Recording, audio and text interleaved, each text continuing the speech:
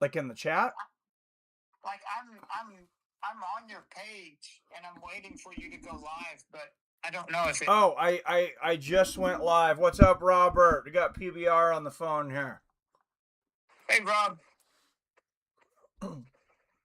Thanks, Rob, for sending me that chat and letting me know Billy was streaming the other day. It's really. I was just talking to Mike. It's really cool getting to watch Billy uh, do his thing about sports and whatnot on Mike's channel.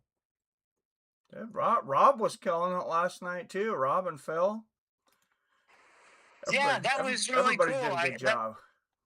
That was really cool to get to hear everybody. I was just kind of so out of it with. I just took some meds. I just finished work, and I'd just taken some meds, so I was sitting in my chair, just kind of zoned out on my painkillers. Oh, So I was a little. I totally get that. But yeah, that was really cool. It's really cool to get to see Billy do his thing. Totally in awe of his sports knowledge. Yeah, he's really good on the mic. What's up? Phil's in here. What's going on, brother? Says just woke up a little while ago. Yeah, I was having a hard time getting up too. I really like that they're doing these cards earlier in the day, because it's like when it's quiet at work and nobody's murdering anybody. Yeah, I get to watch the UFC at work. yeah. It's always a good thing to be able to watch UFC at work, right? Yeah. Best I can ever do at work is sometimes I get to listen to the Mariners game on the radio, but I don't really get to stop long enough to watch. I hear you, man.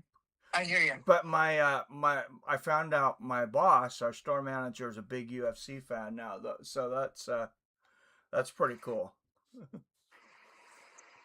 Yeah, definitely, dude. He trains and everything. Oh, really? Yeah, like I didn't even know. Yeah, like he was training Muay Thai. He's like a real fan, like real Nice. like started watching during Ultimate Fighter season 1.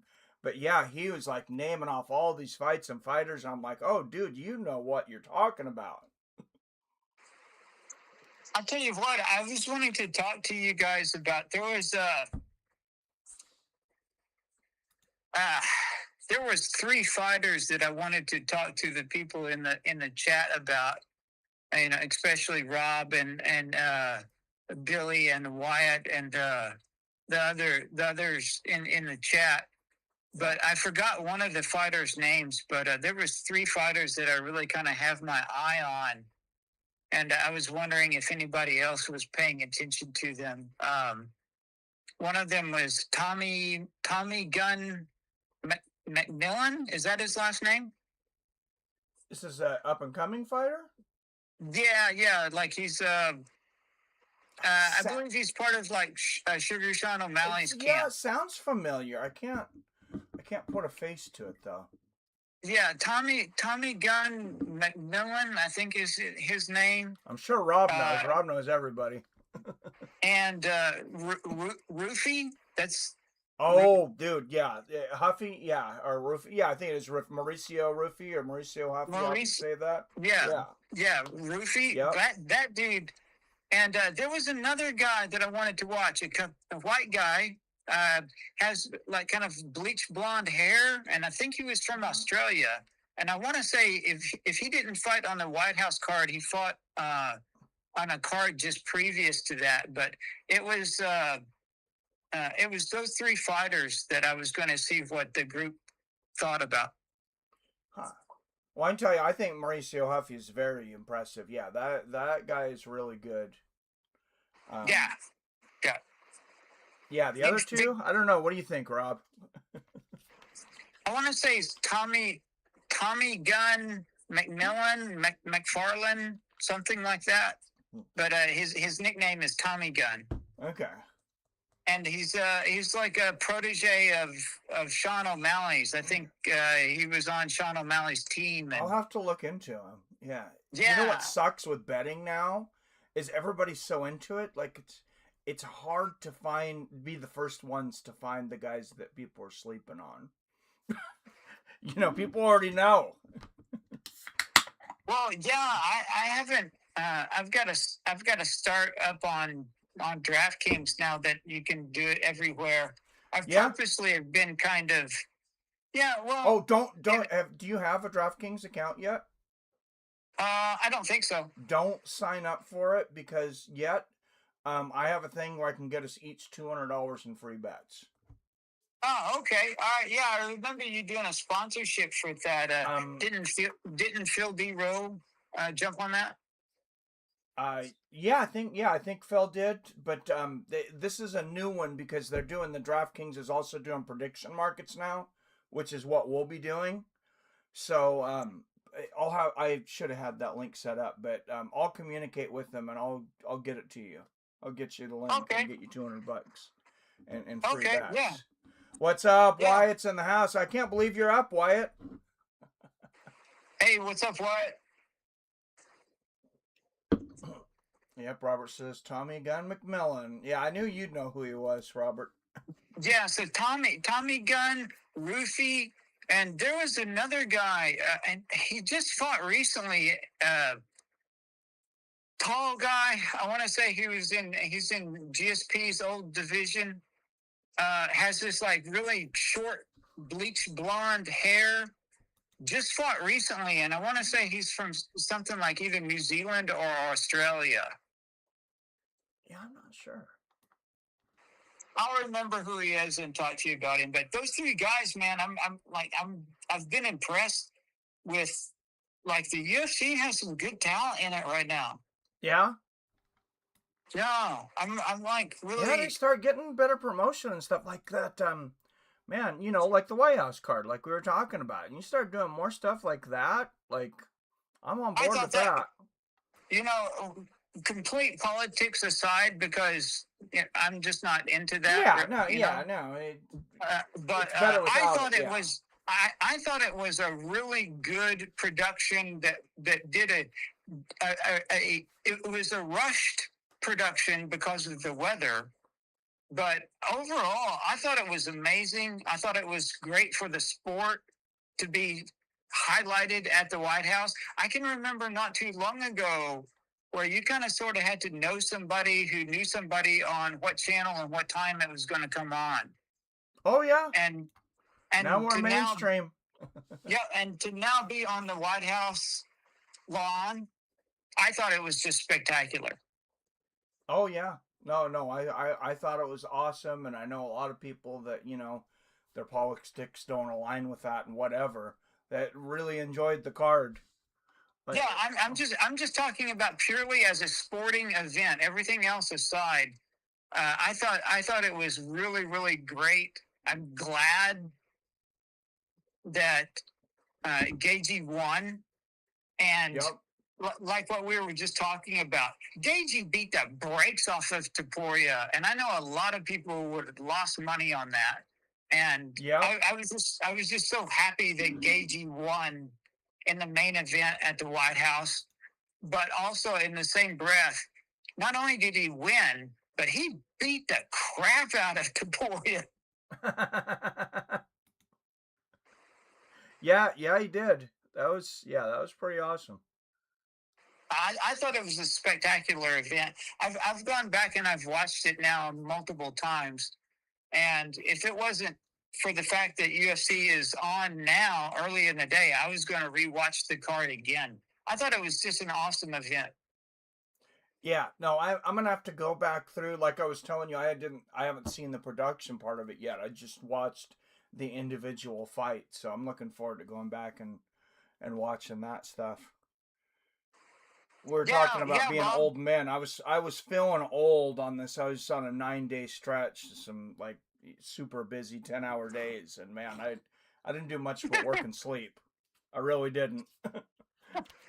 Dude, I work 12 and 14-hour shifts every. Like that's my normal. Like I'm at work now. How you do it? Yeah. To be fair, I am sprinting and lifting stuff all day though. No. It's a different kind of wear down. I couldn't do what you do. It's not bad. You get used to it. Yeah, I'd say the wrong thing. Dude, I piss people off right now. And I'm just working with customers and employees in a grocery store, so I'd probably really be in trouble. Oh, I get talked to about it all the time, but it's just so like I can literally like here in just a little while retire, Yeah, and it's if I want to. I don't know if I'm going to, but yeah. Oh, we got our it's first fight here. Mikhail it's a very Oleksiak. liberating feeling. Yeah, Oh, here's I'm your first sure. strike. I'm sure. Yeah, I'm sure it's pretty awesome. This card is a really good card. It's not bad. There was a few on the main card still that I didn't recognize, a few names, but yeah, it's a lot better than the Well, Apex cards we've been getting. I I I don't recognize. There's so many new fighters in the UFC. It's very difficult for me to keep track of it, and I'm a It is. fan of. I'm a fan of the UFC, and it's hard for me to keep track of it. Yeah, these But guys have been around for a minute, but I'm really glad to see like the UFC has a lot of good fights going on in it, and this is a good card. yeah, referee Jim Perdios. I don't know that I remember seeing him before, but There was a bad ref call earlier on the prelims. I've been watching it since the yeah. prelims, and a ref made Was a there really any bad mistake. decisions? There was no. It's been a lot of really good finishes. Oh, okay. But That's good. but That one was fight, I regret sometimes, and I know I need to stop saying this and just concentrate on what's the fights that are happening. But when they used to have those really bad decisions in like England and places, I wish I'd have been able to bet on some of those fights because the odds had to have been crazy. this wasn't a bad decision. This was a ref stopped the fight early, and it was blatantly early. Oh, yeah. Other than that, it's been a great card. So I'll let you get to it. I'm listening, and just wanted to say hello to everybody in chat. All right. Hey, Bye. thanks for calling in, brother. Hey, I haven't talked to you about it before. Do you have Facebook? No, I don't. The only thing that I have is I used to have YouTube. Now I can just watch. Yeah. Well, if you're ever interested in doing it just for Messenger, maybe you can come on with us sometimes if you want to. No pressure. Okay, I'll have to check what that is and whatnot. I'm sure it's just what like my other messaging apps, like I talk to my son in Japan through WhatsApp. Yeah, So, it's similar thing. Yeah. Right. So I'll get it and hook up with you. But just wanted to say hello to everybody. Wanted to talk to you about the White House card. What everybody thought about it. I thought it was great. Really glad that Gagey won, and and the way he won it was just. I'm still in awe of. He made Taporia quit on the stool. It's just he beat the brakes off of him. Yeah, he did. But I hope everybody has a good day, and I'm sitting here watching you / listening to you here at work, and I'll catch you later, buddy. All right, later. Thanks for calling in. PBR Street Gang, everybody. All right, Abus Magomedov here in the black and white, Usyk in the white and red shorts here.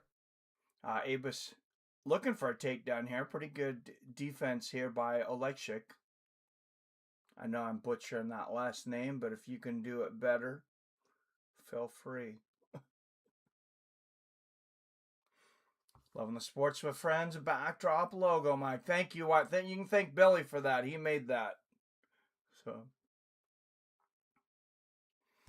hopefully I just didn't dirty it up with my green text there.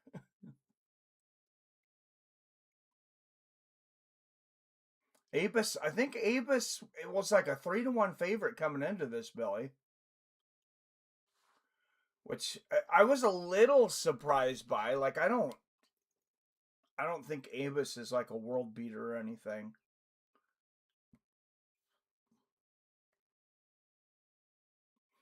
Oh, he dropped him there. Right hook and a left hand. He says, I'll show you.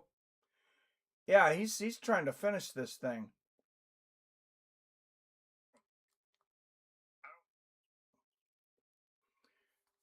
And it's over. Abus Magomedov puts Mikhail Leshik to sleep. I guess it doesn't matter how you pronounce his last name. He's not going to hear you. He's unconscious on the canvas. Holy jeez.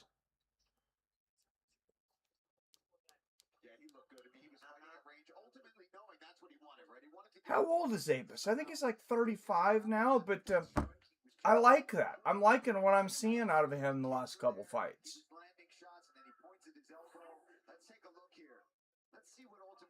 Let's watch the. Oh, was that right elbow? And it's right as Mikhail is coming in, and then he catches him with the right hook on the chin.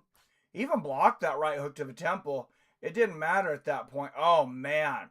So Mikhail's going down low for a body shot, a right hook to the body, and keeps his left hand down. That was his mistake there. Gets caught with the right elbow.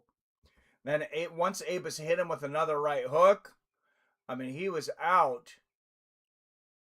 And it was easy to sink that choke in. And Mikhail immediately tapping, and then it looked like he might have went right out afterwards. If he wasn't out, he was damn close. He might have been Macy Barber out. Wyatt knows what I'm talking about with that. Did we ever talk about Wyatt? And I almost kind of hate to bring it up because it's kind of unfair to Macy.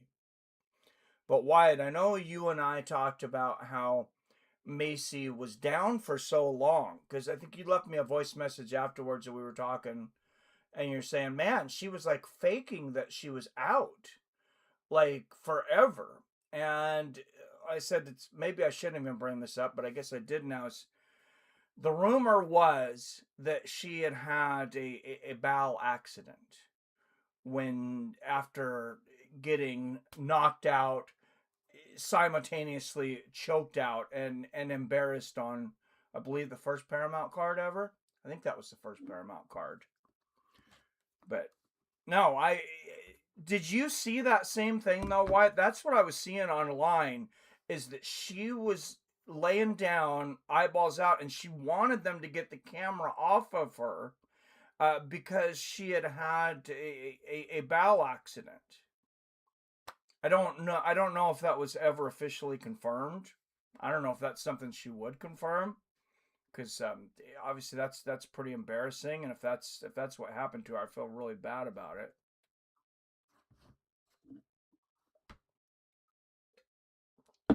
Tomorrow, what is that? 6 p.m. Pacific. Zuffa Boxing. De Los Santos versus Valenzuela. I have not heard of either one of those fighters.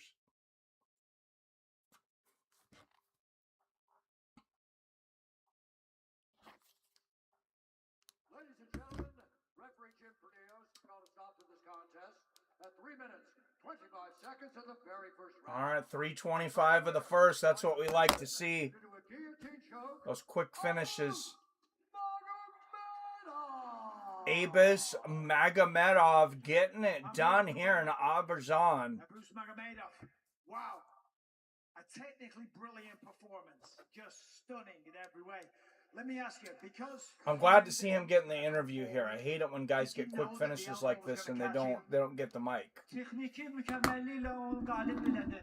Bilirdin ki oyun planında var idi mi ki benim gelecek ve onu submission edeceksen. Yes, it was one of our game plans to catch him when he came. Like it works. I had a couple more, but it was enough. This one was enough. Yeah. It definitely worked.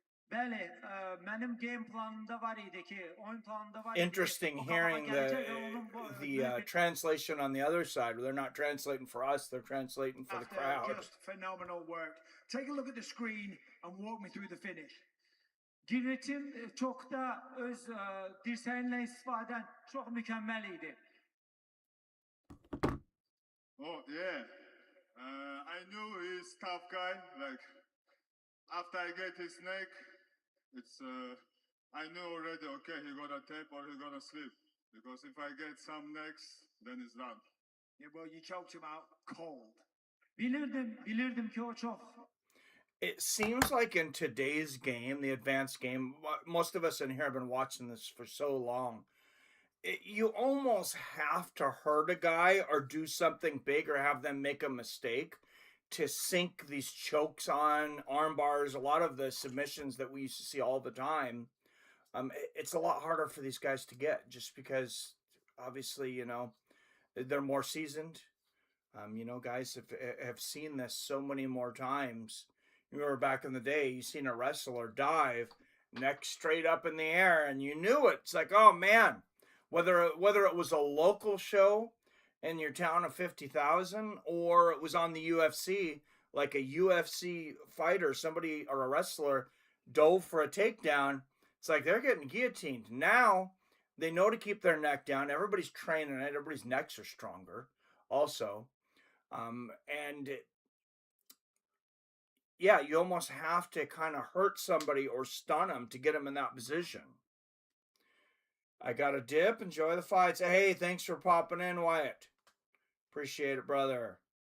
Robert, so I'm back, fellas. Welcome back, Robert. All right, who do we have next here? Oh yeah, they're still advertising the White House card from last week, as they should be. What a moment that was. What a moment. I think,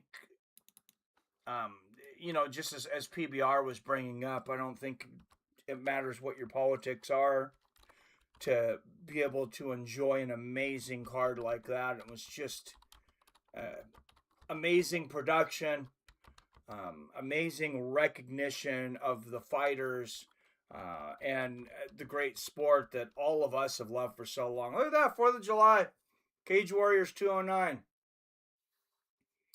Good for Cage Warriors on the Saturday. UFC not doing a 4th of July show. They'll come back the next week with Conor versus Max Holloway. The return of Conor McGregor.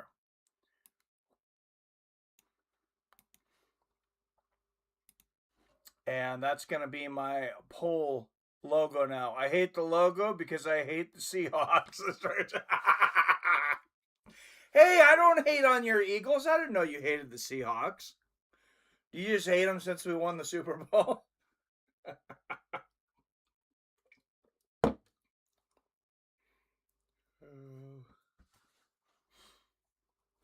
That's funny, Rob. Here, just for you, Rob. Let's see what I can do here. Just for a day. Here we go.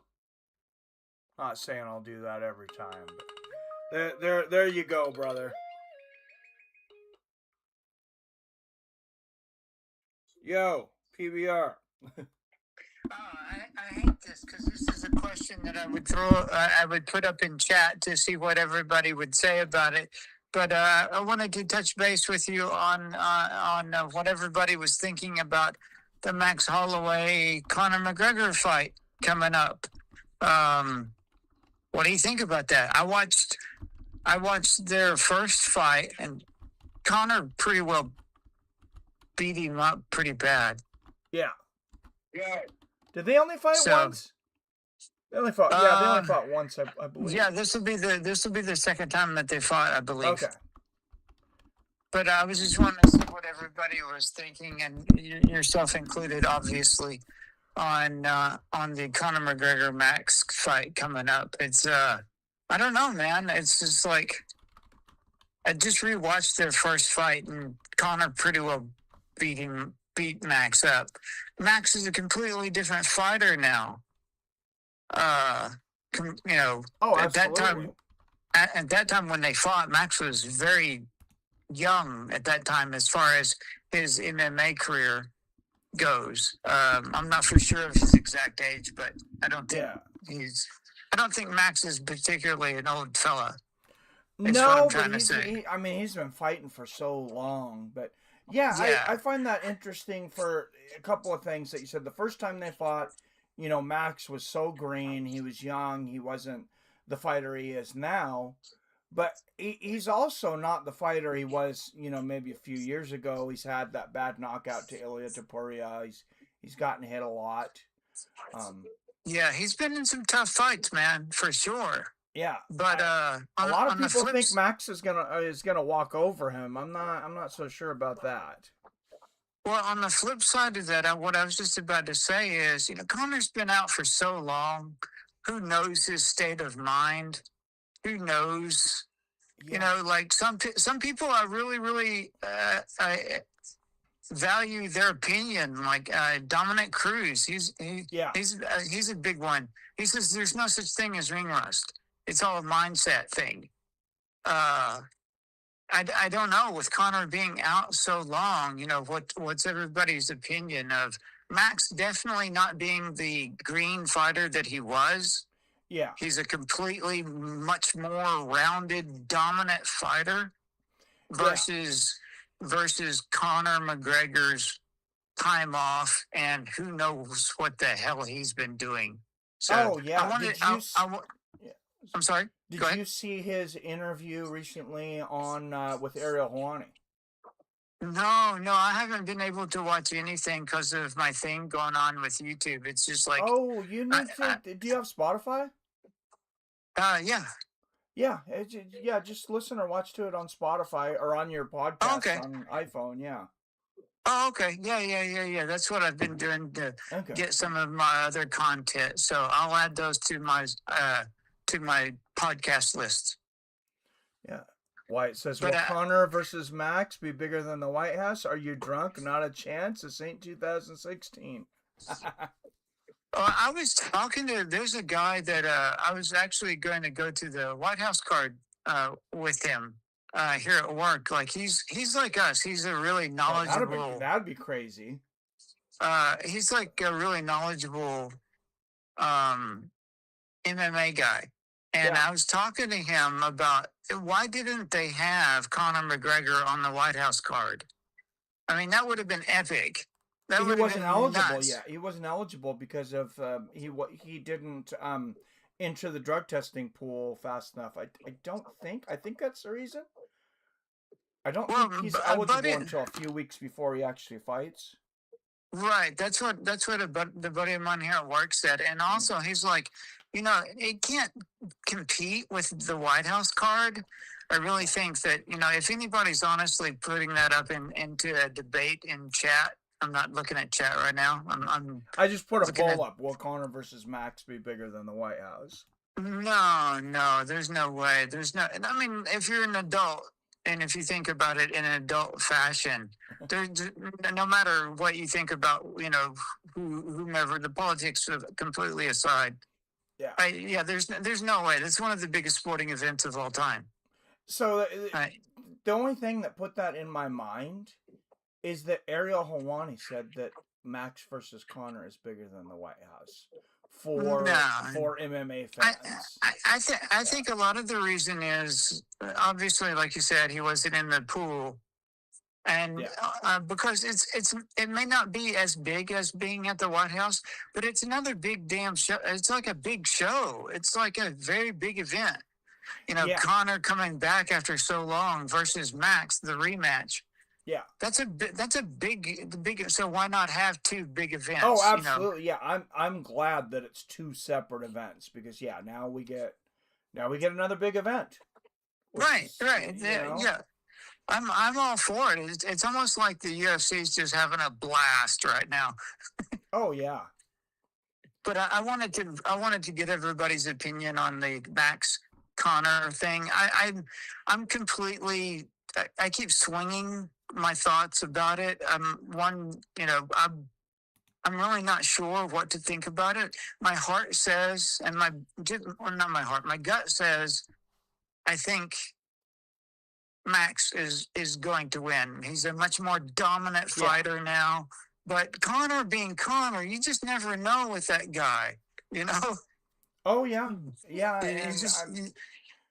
He does have that will when he gets focused. Like that guy, he knows how to work.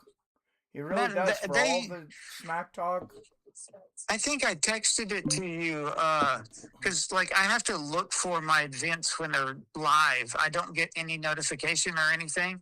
Okay. because I'm watching YouTube as a guest. Yeah. I can't sign in or anything. But The most dangerous man on YouTube, right here. That's what I'm changing. The most dangerous man on YouTube, PBR Street Gang. I know He's not even allowed to sign in. He is so dangerous. Well, I did, and they know my IP, so I got a different IP, but I'm afraid to relog in because I don't want them to ban me again. But every time I log in, they immediately just ban it. Oh, I hear you. I tell my friends at work about it, and they laugh. They're like, "Yeah, you're just the nicest guy," but you get kicked off of YouTube. That's hilarious. Do you lean either way on this fight, Ikram Aliskerov and Bruno Ferreira? I'm watching it live with you right now. I'm watching the fights while listening to you. No, I'm saying, do you have an idea of who's going to win? Do you have a pick? I would say Bruno. Okay. I think his. I'm gonna take Aliskerov, but. Yeah. Okay. Yeah. All right. Yeah, I've got to get a. I do like Bruno though. I'll have to get that link from you to do the promo for DraftKings now that it's legal in my state. Yes. And maybe we can have like just a certain amount of money if we wanted to. Just like all of this, put in a certain amount of money and see who wins the most, and have like a little pie chart graph going of that'd be pretty cool. Just say $100, and it would be like me versus you versus Wyatt versus Rob versus Billy, and over like say give it a season, like 4 months or 3 months or whatever, and see who turns in $100 into the most, or who loses the most, kind of thing. I think it would be fun. I'd throw $100 in on it. Oh yeah, for sure. And just to have fun, just to test my knowledge versus everybody else's knowledge versus everybody else's knowledge. Yeah, I'll have to see how like the social media part works on DraftKings, if there is a part like that. But so on Kalshi right now where I am, you can see other people's bets. You can follow people. Like that's what I was thinking of. Yeah. Right. I just started following. I'll have to pay attention to him more, but I just started following to this guy that is $4.5 million into the profit for this year. Wow. So yeah. That's amazing. Yeah. I would really like to, just completely in a positive way. No, I don't know how to say it. No aggression or anything about it, but just in a completely friendly, competitive way. See whose knowledge is best on. Here's $100. See what you can do with it. And a lot of times it's going to be a lot of luck. Yeah, but well, you just never know, man. MMA math does not make sense. It does not make sense at all. No, it does not. Oh, Liskarov with the takedown there, moves to side control. But I just wanted to get everybody's thoughts on the Max Holloway and McGregor fight coming up. And I just wanted to throw that topic up into the chat. Yeah, we might have to do a roundtable. Well, we will. We might have to do a roundtable, like kind of like we did last night, but have that be one of the points of discussion. Yeah, I thought that was really awesome. I'm sorry I was a little bit out of it. I'd just taken my meds and I was just kind of had melted into my chair with my back. No worries. My back feels so good. No need to apologize. I called you out of nowhere. So, but I thought it was really good to see the guys like that and to see kind of the fights with friends / sports with friends family kind of all get to see each other and be because we're all so spread out and. We live so far away, but I feel like I kind of know you guys since I tune in to you guys basically every week. And I thought it was really fun. I'm going to go back as soon as this fight is over. This card is over. I was going to go back and watch the whole event from last night and rewatch it and see how it went. But for my little part of it, I thought it was great to see everybody like that and to kind of put names with faces with friends in the chat. So yeah. I'll let you get back to it, and I'm gonna see what people say about the Max Holloway and McGregor in the chat right now. All right, thanks, brother. Take care. All right, PBR Street Gang, everyone. Almost beer 30 against Phil. Yep. Yeah, I've already had my first drink. It's early for me. I never have an alcoholic drinks before 10 a.m., guys, but I just finished my first one. It's 9:40 here. Good right hand there from Aliskerov. Flying knee from Aliskerov. It's like he was waiting for our conversation to be over to do that. Fajeda puts up a bit of a lazy guillotine attempt there. Aliskerov easily pushes it to the side. Yeah, it was a good time last night. I like how everybody's kind of got their own personality, Phil. Like, Jason is a lot different than you, and Rob and Billy. Like, everybody's kind of, brings a little something different to the table. So yeah, I thought that made that a lot of fun. All right, Aliskerov on top in a half mount. 125, 24, 23, 122 left in the first. It's beer 30 soon as I wake up, says Rob. Dude, I would die if I drank like you, though, Rob. I think I would be dead already. I guess I don't have the genes for it.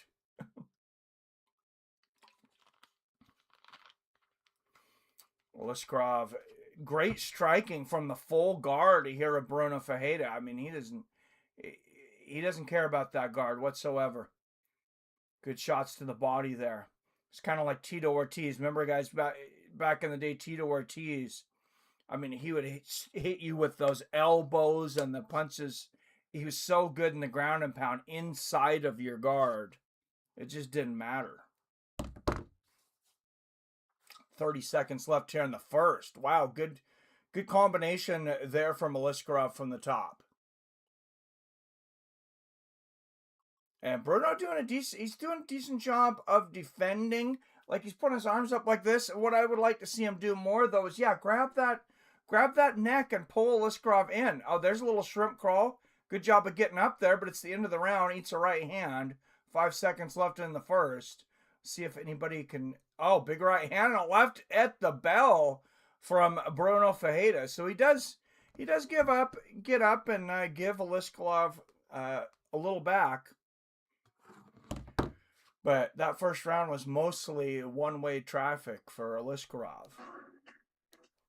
Well, I would like to listen to the corner of Bruno Fajeda, but Paramount has other ideas. They want to play the audio of this agency preview over the audio, so that's unfortunate.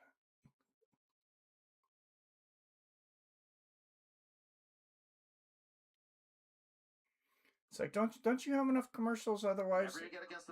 There we go. Now we get some. I want you to manage this fight, not there him. we go. Not him. He's managing this fight right now. It's your time. So I don't think they understand that it does us nothing to see the fighters in the corner if we can't hear them. It would be better, and instead of doing that crap, it would be better to just show a commercial every other round, and then, like, show a commercial first and the third, and then the second round, we get the conversations in the corner, we get everything. And then vice versa, the next fight, rounds 1 and 3, you get the corner conversation. Round 2, you get to put, your ad up. And like I said, for your ad, I could care less if you're showing the corners on the side there. That does nothing for us. We didn't forget. We're not going to forget in between rounds what the fighters look like. We don't need to see them sitting on a stool when we can't hear them. Oh, what a right hook from Bruno. And Bruno shooting for the takedown here. I like this. And you guys know I'm all about this. I keep talking about this. It's like, you have guys that people are scared of their takedowns and scared of their wrestling. So they just stop going for takedowns themselves. And I think that's a huge mistake. There's another big right hand for Fajeda. I'm seeing a path to victory here for Bruno Fajeda. Even though Aliskerov, if he would have landed that head kick, it might have been all over. There's a body kick. I might actually put a few cents on Fajeda here. There's a right hand from Ikram. Because Bruno's starting to land some big shots, and I think he could wear Aliskerov out. Oh, there's a low blow Fajeda's trying to get time for a low blow, and referee is not stopping it. Oh, there's a flying knee to the body from Aliskerov, and he shoots for the takedown again. And he scores. Yeah, it's going to be a long road back for Bruno here.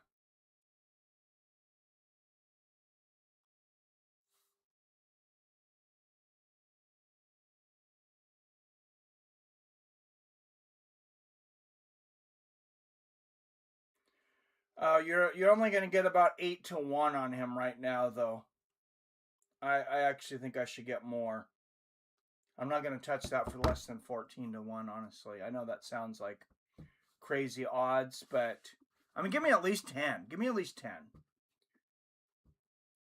Because Aliskerov is, I mean, he's still definitely dominating this fight. He's just proven he could take Bruno down again, pretty much at will. Yeah, that knee was nice, Phil. Oh, Aliskerov looking to take the back. He's got one hook in. Fajeda does some interesting unorthodox things on the ground. I definitely don't agree with all of them. Like I was talking about before, blocking with the elbows. It's like when you're on your back, it's like, yeah, that's good. But is it maybe better to pull your opponent into you so they can't hit you? I don't know. Grabbing the left arm of Aliskerov here, though. He got himself up like that. Look at that. That's all he did. He grabbed the left hand of Aliskerov with both hands, put that arm over his own shoulder, and he just used him to get up. It's like a dip. That was a great technique. Oh, big right hand from Aliskerov, though. And Fajeda counters the flying knee, this time with a right hand of his own. There's a straight left from Bruno. He's in this fight. Good right hand there from Aliskerov. Yeah, Bruno is in this fight. I'm not saying he's going to win. Good left hook there for Aliskerov, but he's a live dog. And Aliskerov shooting again. Bruno putting up that lazy guillotine attempt again. Didn't really help him there. And now Aliskerov on top. He's got a minute to work inside the guard of Bruno. Lands a good right hand there. Bruno looking to land those 12-6 elbows from the guard. Of course, recently legal 12-6 elbows. Nice up kick there from Fajeda. And Bruno gets himself back up. Look at that. That's a 20-25 seconds. He's getting better at it. Gets right back up. It is a good fight, Phil. Bruno came to a bang. Good left hand there from Ikram. And I thought maybe Ikram was getting a little more tired than he is. Maybe he just almost kind of looks a little sleepy. Oh, bad slip for Bruno, and Aliskerov punishes him with big right hands. Oh, Bruno uses that toe lock, but he only uses it to take Ikram down, then grabs him around the waist and pulls him in. It's too bad that the round was over, because that could have gotten very interesting there. Billy's got some family stuff to do, Robert. He's been holding it down for me all week, so it's going to be just me today.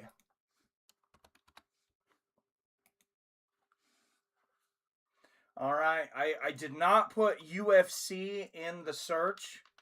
I was wondering if that was going to do better with the YouTube algorithms. We got 3 people in here, so I'm thinking maybe it's not doing better.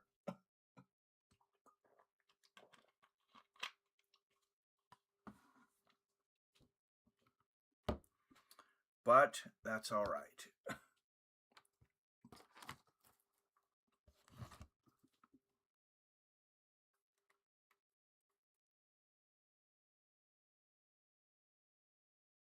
Yeah, he's been holding it down for me all week while I've been busy. Oh, where's my mount? My damn kid came in here the other day, moved crap around in my computer room.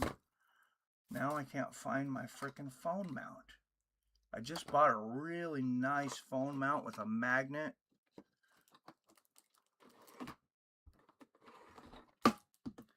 feel like it's already lost. Oh, nice left hook there from Fajeda. Good right hand from Bruno.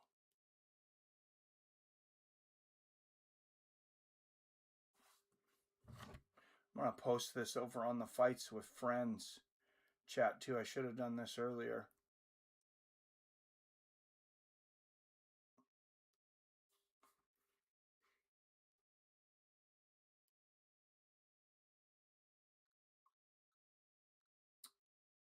Good left hand there from Aliskerov. I thought Aliskerov was getting tired. He is slowing down some, but he's pacing himself. He's not overly pushing himself here, so it's a little hard for me to tell how tired he really is. Bruno looks like he's got a lot of gas left in the tank.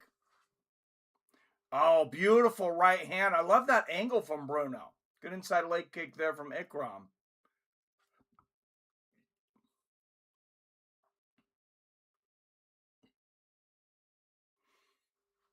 And Aliskerov shoots for the takedown again. Just single leg, gets it easily. Yeah, Fajeda's definitely got to work on that takedown defense. That was just too easy.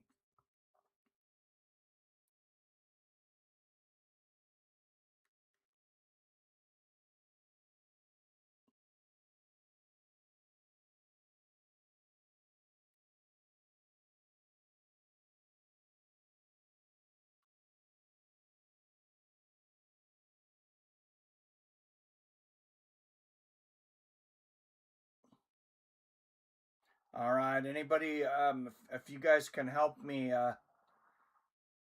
anybody that you don't see in here, if you message them, or Rob, if you can post to the Fights with Friends Facebook, I'm posting on the Fights with Friends channel that we're live.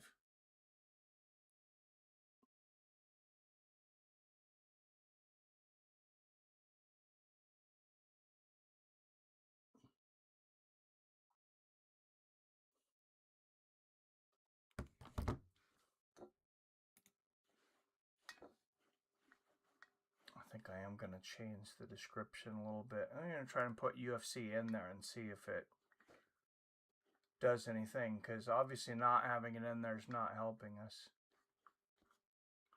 Oh, man. Aliskerov's, he's got great control here. He's got hooks in. He's got the back now, double hooks in.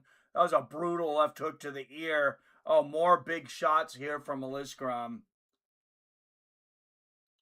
Fajeda really getting bloodied up.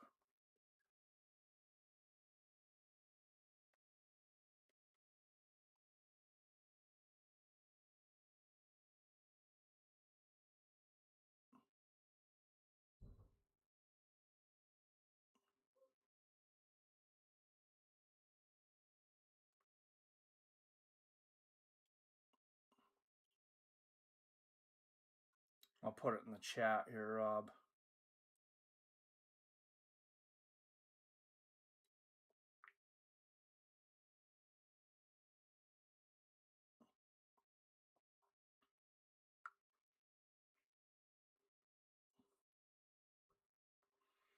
Oh, Aliskerov just continuing to pour it on. Wow.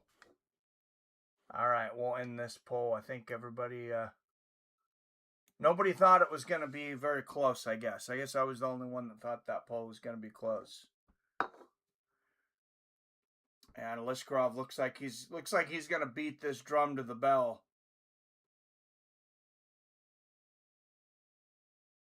Oh, Bruno just eating left hooks to the ear. He might not get submitted here, but he's going to get busted up a lot along the journey home.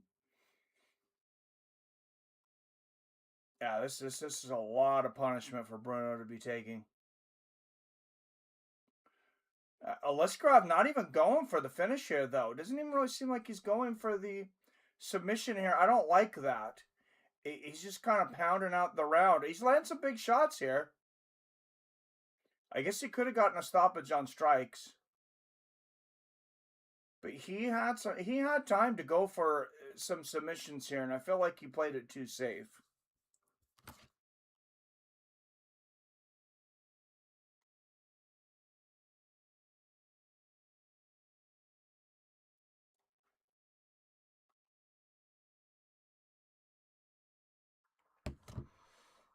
What do you think, Robert? Do you think Liskarov could have gotten the finish there in the third? I think he probably could have. I don't have in front of me how many submission losses Bruno has in his career.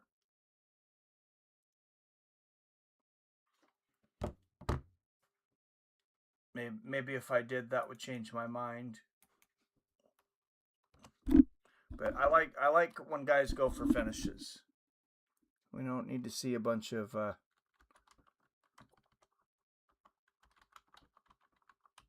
clock wasters.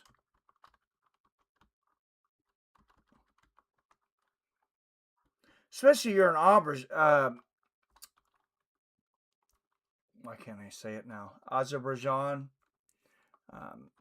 You know, you're fighting in front of a country that hasn't seen a whole lot of UFC. This might be the first one in Azerbaijan.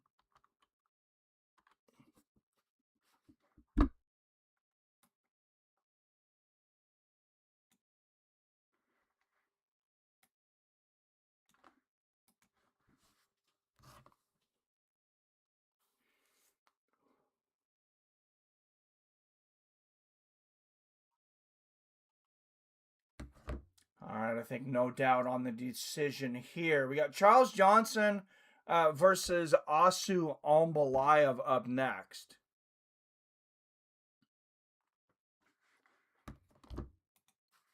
So let's get a poll up for this fight. We'll get the official decision here. Should be 30-27 across the board. All three judges score this contest 30-27 for the winner by unanimous decision, Ikram Aliskerov. I'm here with the winner, Ikram Aliskerov. Oh, Congrats on the great win? performance. You gotta be happy with that. I'm not sure. You're a well-rounded mixed martial artist. We saw flying knees, excellent. Should he be happy with it though? Win. I'm not sure he should be happy with that last round. I'm not sure I'd be so happy with that last round if I was him. All right, we got to pull up for this next fight.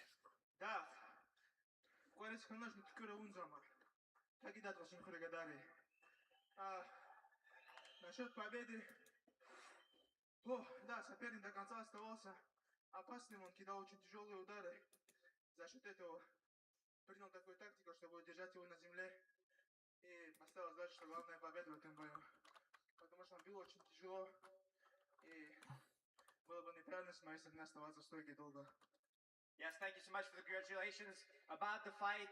Very tough opponent. I saw that he was able to hold my punch. I thought that he was attacking back. And so my decision was to switch the tactic and take him down, hold him down on the ground, make sure to maul him down there. Because I saw that my punches weren't affecting him and he was coming back. Bəli, gördüm mənim rəqibim çox güclüydü və gördüm onu müxtəlif takedownlar, yəni onu takedowndan götürə bilərdim və öz oyun planıma əsasən qalib gəldim ona. Okay, so with that win, you're now 5-1 in the UFC. Excuse me. Who do you want to face next? Quick trivia, who did Ikram lose to in the UFC? Next fight is going to be a banger. Dude, Charles Johnson's always fun to watch. Please listen. How are you, brother? Brother, one time you give me a chance, please again. I know Almbalayev is the favorite here. I know he should win. But like I said, Charles Johnson's fun. He can take a shot. He can give a shot. Congratulations to Ikram Aliskerov, who gets a victory in his 20th professional fight. It was a clean sweep across the scorecards. That sends him to 3 straight victories inside the octagon, and you guys on Threads. Very impressed with the dominant performance and seeing progression in his game. Maybe he unlocks the top 15 next. It is the turn of the ultra-skilled flyweights now to pick into the locker room. Are they really showing threads instead of tweets now? I mean, I guess does it really matter? But I guess they signed this thing with this big contract with Meta, Facebook. For those of you that don't know. Facebook now Meta, but yeah, basically Mark Zuckerberg and Facebook are now a big part of the UFC. Like it or not. I'll tell you, I do like that he trains. I do like that. Mark's he's won some Brazilian Jiu-Jitsu tournaments, and he doesn't want anybody to know who he is. He kind of secretly enters a lot of these.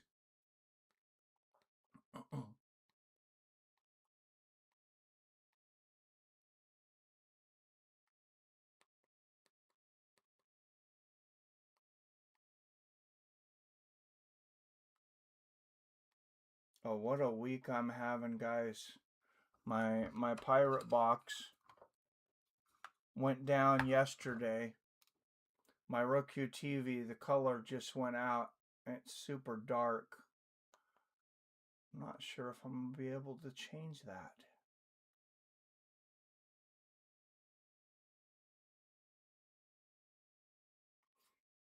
That's not good. Oh, I might be watching a real dark screen here, but I'll still call. I'll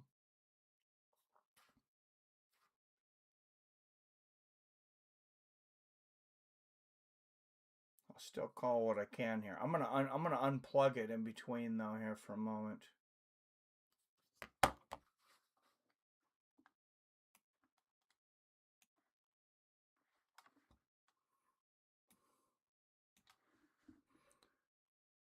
So give me one second for a recess here. Be right back.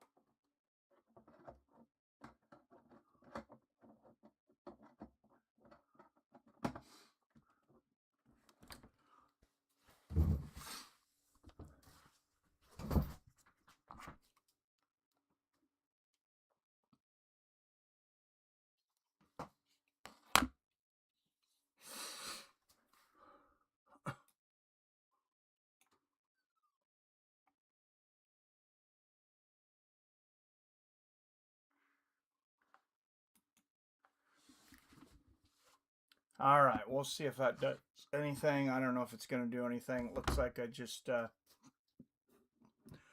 looks like I might have to buy a new TV today.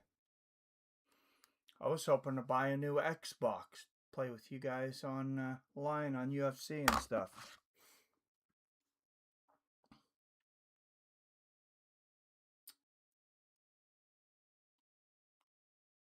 Come on, I'm not able to see the whole chat here.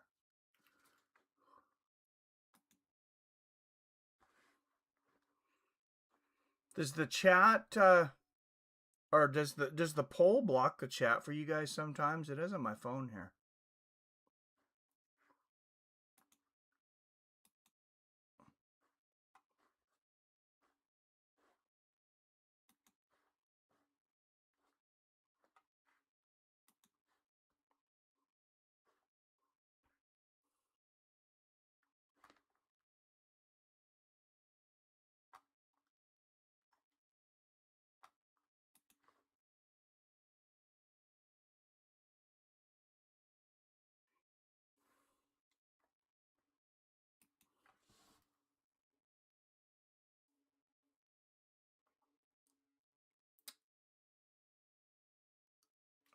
Here we go. I have to go to the store before I crack a beer. I'll be back. I'll have a stream running. I appreciate it. Yes, now there's 6 of us in here. All right. Well, hopefully the numbers will get better now. Try and bring that down. There we go. That's a little better. As well. Try and get a little bit more of the camera on me.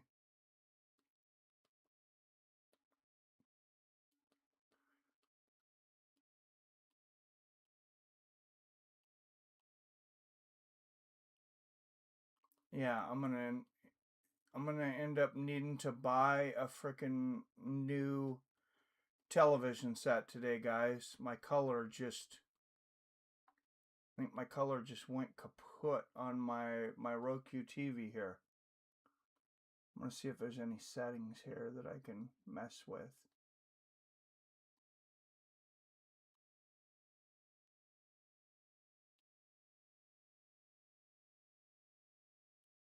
Mount devices, theme, accessibility, picture settings. There we go.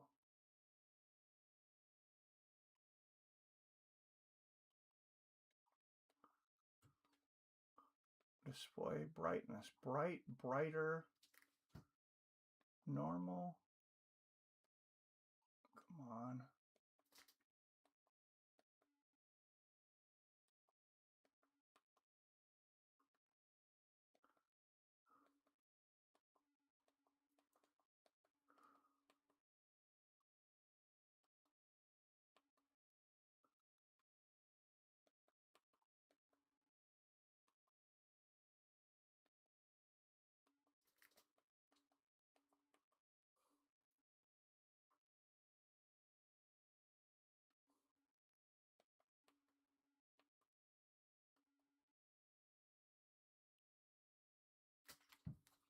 Oh, come on.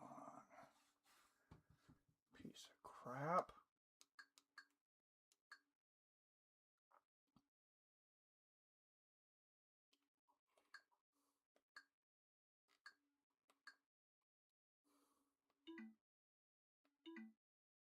There we go. Brighter. There's no brightest. There's normal and brighter. Alright. Let's see if there's anything. Oh, that's the only picture. That can be the only picture settings? Yes, it is. Oh, here we go. Live TV. Brighter.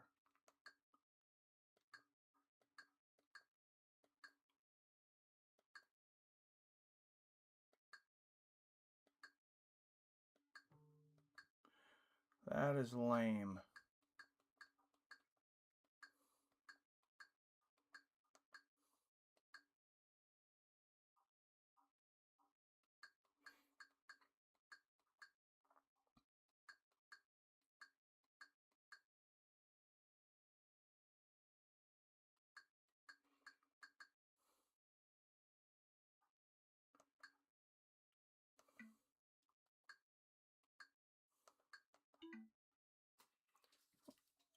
Well, I guess I'm going to be watching through a really dark screen. Hopefully I can see what's going on enough to call the fights here.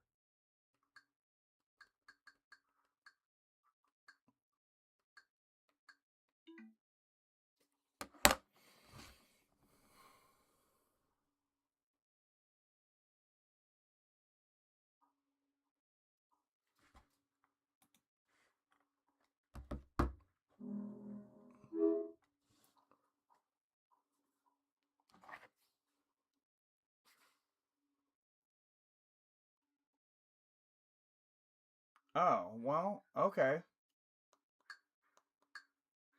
There, my brightness came back out of nowhere. That was weird. Must mean it's going out anyways.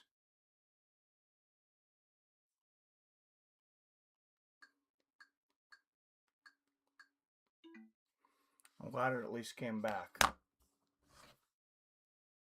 At least TVs are cheap now. Super cheap. Anybody that wants to have an 85-inch in your living room now, it's pretty accessible. Not like back in the day, you wanted a 50-inch TV. Like I remember my grandpa going to the electronics store with him, getting a 52-inch RCA, and I mean he was looking at like $6,000. This is of course not HD. Nothing, you know, nothing special. Not a great picture.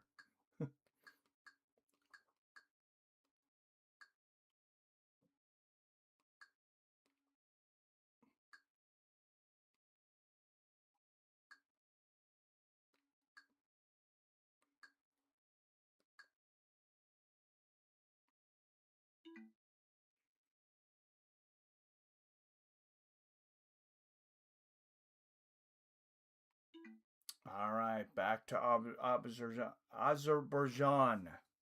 Jesus, I can barely even say that. Wonder what kind of beer Phil's getting. I bet it's some kind of Canadian beer. He's always on the Kokanee, the Labatt's Blue. All right, out of the red corner, representing Almaty, Kazakhstan. A minus 280 favorite with a regular 23 wins against 3 losses, presenting the number 9th ranked flyweight in the world, Asu Ombayev. Did you guys see? They fired all the ranking reporters, and they're just having AI run the rankings now. I'm not a big fan of AI in general, but we'll see how this goes, because I was not a fan of the way the sports writers were doing it for a while either. Herb Dean, the referee on this one. Enough of these no-name referees. We got the good ones coming now. We had Mark Goddard last fight. We got Herb Dean now. Charles Johnson always makes me laugh when I see his haircut. Like, dude, what are you doing, man? What are you doing? Like, you're just trying to look like a crazy homeless man, and I love it. Good outside a leg kick from Johnson to start things off. Now, win or lose, Charles Johnson's never a guy that you want to fight. Good inside leg kick again from Ombayev. He's very awkward. He hits hard. He takes a good shot. His MMA IQ is, it's pretty good. And see how he deflects that overhand right from Ombayev. He has his own kind of way of doing everything. Good outside leg kick there from Charles. And Ombayev answering with an inside leg kick of his own. There's the overhand right for Ombayev. That's what he's wanting to land. He's wanting to see that throw going backwards in a highlight knockout reel. Oh, man, he's really shooting for the fences. Misses an overhand right again. Lands a kick to the body. Charles Johnson's just like, hey, keep throwing those big shots. Maybe you'll tire out. But maybe not, though, Charles, because this is a flyweight bout. Good left hand there for Asu Ombayev. Oh, what a right uppercut from Ombayev. You guys remember when there was almost nobody with power at flyweight? Good left hook from Ombayev, and he just catches that kick from Charles Johnson. Doesn't even grab the other leg. Just pushes him down with it. Just shows you how good his grappling is. Like, he's so knowledgeable. He knows exactly what direction and with how much strength to push his opponent to get him to the ground. And Ombayev now on top of Johnson, an open guard. 3 minutes, 2:59, 2:58, 57, 56, 2:55 left here in the first.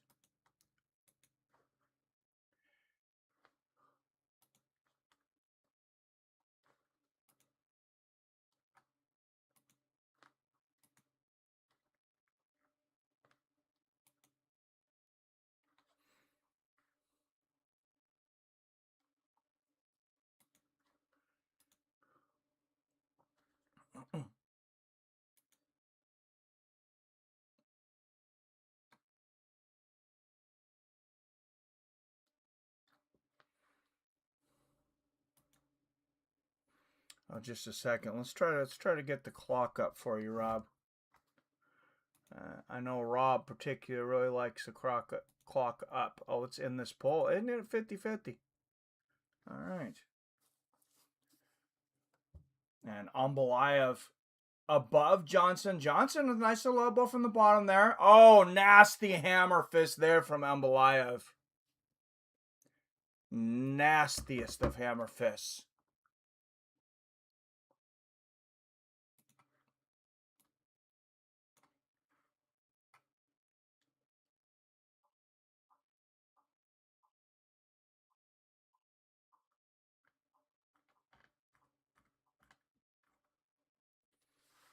Oh, big shots again here from Ombayev.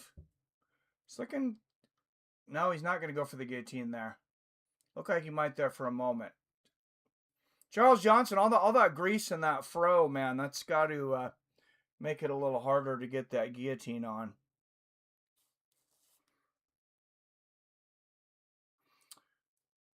It's a great fight, says Robert. Yeah, it's not bad, man.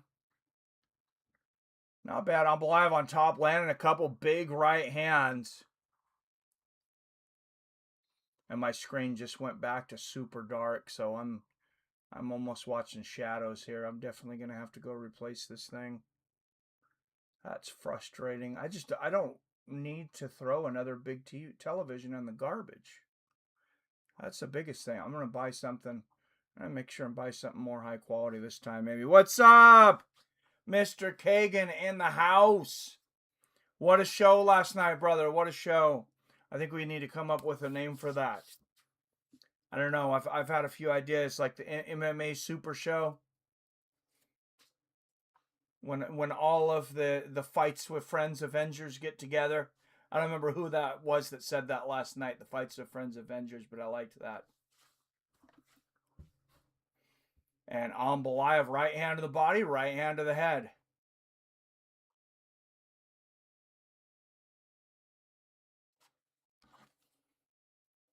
And that's going to be the end of the round. Big round for Ankalaev here.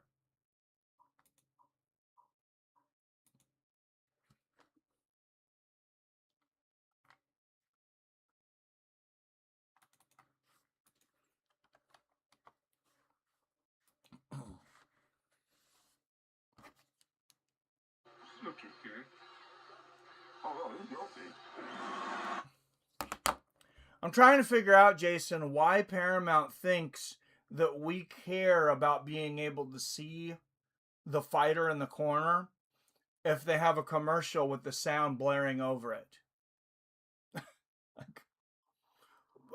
I was saying just do alternating. Just do alternating. Do every other round throughout the event. One round, give us your stupid commercial. I don't care if we see the fighters if you can't hear them. And then the next alternating round, let us hear the freaking corner. If you just have to have that 30-second ad spot. Emerald City MMA Mania. Not bad, not bad. All right, Charles Johnson on the horse today. He was getting lit up the last round, but remember, like I said before, Johnson, he's a quirky dude. He gives you a lot of weird looks. He hits hard, and he takes a good shot. Oh, nice spin kick to the body there from Ankalaev, though. And the overhand right. And Johnson's he's just lining his back up on that fence too much. Eats a low leg kick and the right hook. Lands a leg hook of his own. Somebody's got to piss Charles Johnson off. My God, Johnson is with that haircut, right? Good low leg kick there from Ankalaev. You know what he's almost got going, Jason? You remember in Tekken? Oh, God, I think it's Heihachi. That's got he's bald in the middle and he's got the big wings going back. It's almost like that. It's like the fro version of that. He should shave the middle and just make it wings. And Johnson pops right back up from that takedown. There's a good knee to the body from Ankalaev. Oh, brutal left hook to the body from Charles Johnson. And there's that dirty knee to... Oh, a spinning kick to the liver. And that might be low. Herb Dean's calling for time. Let's see. Yeah, he caught a testy there. He caught one of the old testes there. Looked like he caught the right testicle. That can't feel good for Mr. Charles Johnson. I mean, I'm sure he's getting used to getting kicked in the nuts a lot with a haircut like that, but still can't feel good. Should kick his barber in the nuts. That haircut is messing with me. Who is the long lost fourth stooge, right?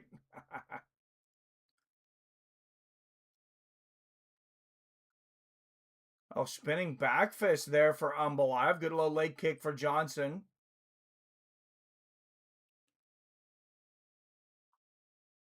Charles Johnson, also one of those guys, like, if he's being outgunned, he doesn't know it. He still fights the same. Good right hand there from Umbalive. Nice right hand from Johnson. You see Johnson going for a couple of head kicks there. Mr. Kagan. Mikey, he didn't get him in the balls of the dick, man. He got that heel right on that fucking hip bone spur that I keep wondering why nobody keeps kicking ever. If you notice in the slow-mo replay, his heel just kind of rubbed the side of his cup, right? Yeah. He landed that kick right on the front of that hip bone. And I don't know if you've ever been skinny before, Mikey. And I don't know if you've ever been skinny and then hit on that fucking kick on that hip bone. I have. Believe it or not. And that is the orthopedic version of the liver shot. And I mean, kudos to Johnson for getting up from that. I would have been done. To be honest, I thought the fight was over.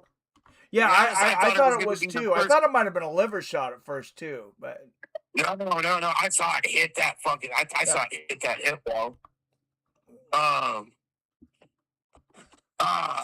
But he got him. But good for Johnson milking that nut shot. I mean, I would have took the full 5 minutes. Mikey, I'm taking the 5 minutes. Oh, absolutely. Unless it doesn't benefit me. Yeah, you're going to allow me to recover from something that's, making the fight harder for me? Yeah.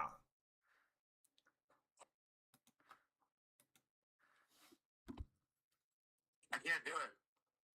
No, I hear you. Robert says, my hip is fucked. That would have ruined me. Yeah, we're a little old to be taking those types of shots anyways. But So with Johnson an Olympian, he's got the rings on his back. No, he's got the tatted rings on the back. He's got the Olympic rings tatted on his back. Oh, yeah. Yeah, I don't know what that's all about. Is there like a homeless Olympics? It was called bum fights, Mikey. It was bum fights. Yes, this is. I think I might have seen him in bum fights. I think that might have been where he started. It's possible, but that haircut, you could have seen him in San Diego and San Francisco. Yeah. Or uptown Portland. But he does look like that fighter's haircut. Was it Tekken? The guy you were talking about with the hair?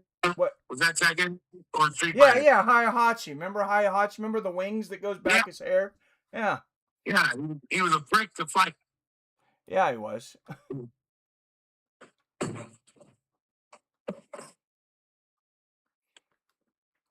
on, time source. Have you noticed Herb Dean for about the past 18 months has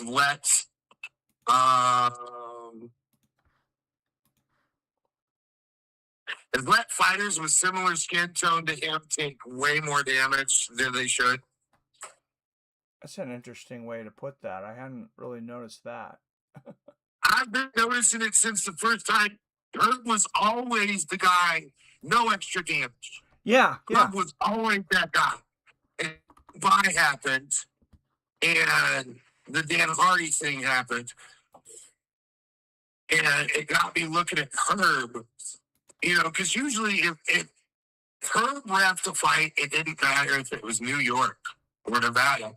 Yeah. I knew you were going to get a good fight, right? You were going to get a good, clean fight. Oh, yeah. He was the best. He was the best in the business, I think, for a moment. For a long moment. And then he wasn't. And when he wasn't, I've noticed he doesn't let Latin, Portuguese, Russian, or Caucasian fighters take the damage I've seen him let African descended fighters take. And especially was that Beltran that reffed the Gone Fajeda fight? Was that Beltran or was that Herb? I don't remember. But Rum fights ruled, said Robert. Yep, I remember those on the DVDs or renting them from the local video store. Yeah. did Herb Dean ref the Derek Lewis fight? Him and Ngannou? Or which one? Which Derek Lewis fight? The last one? Yeah, hold on. Yes. Herb Dean was the referee for Derek Lewis versus Josh Hogan. And do you remember how much extra damage? He did take a bit of damage.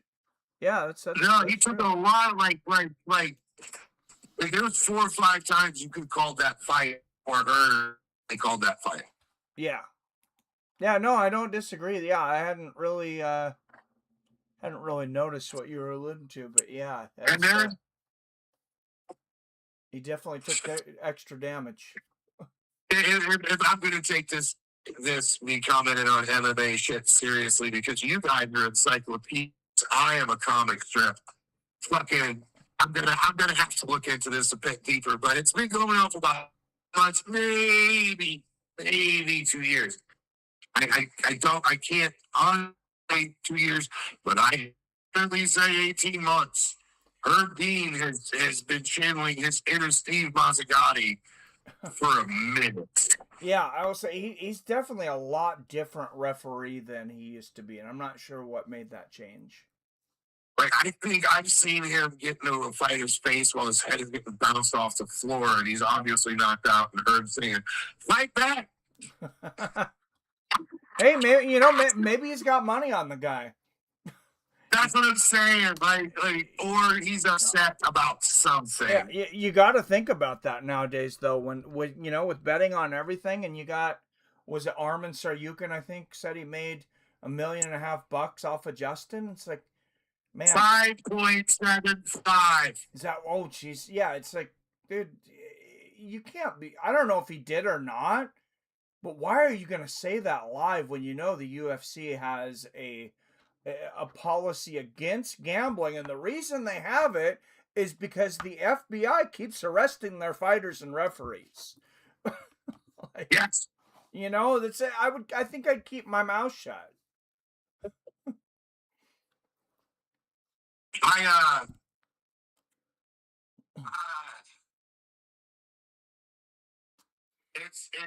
It's a shame.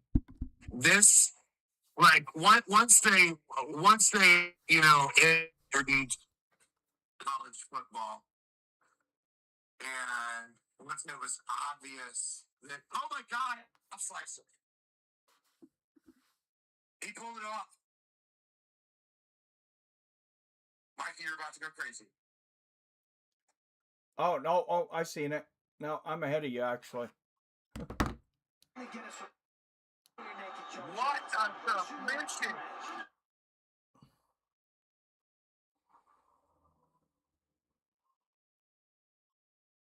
I was talking to you. I actually missed the submission though. I thought the round was over. I'm sorry. No. You're good. I just need to have better concentration. Oh, that is nasty. Oh, I love it.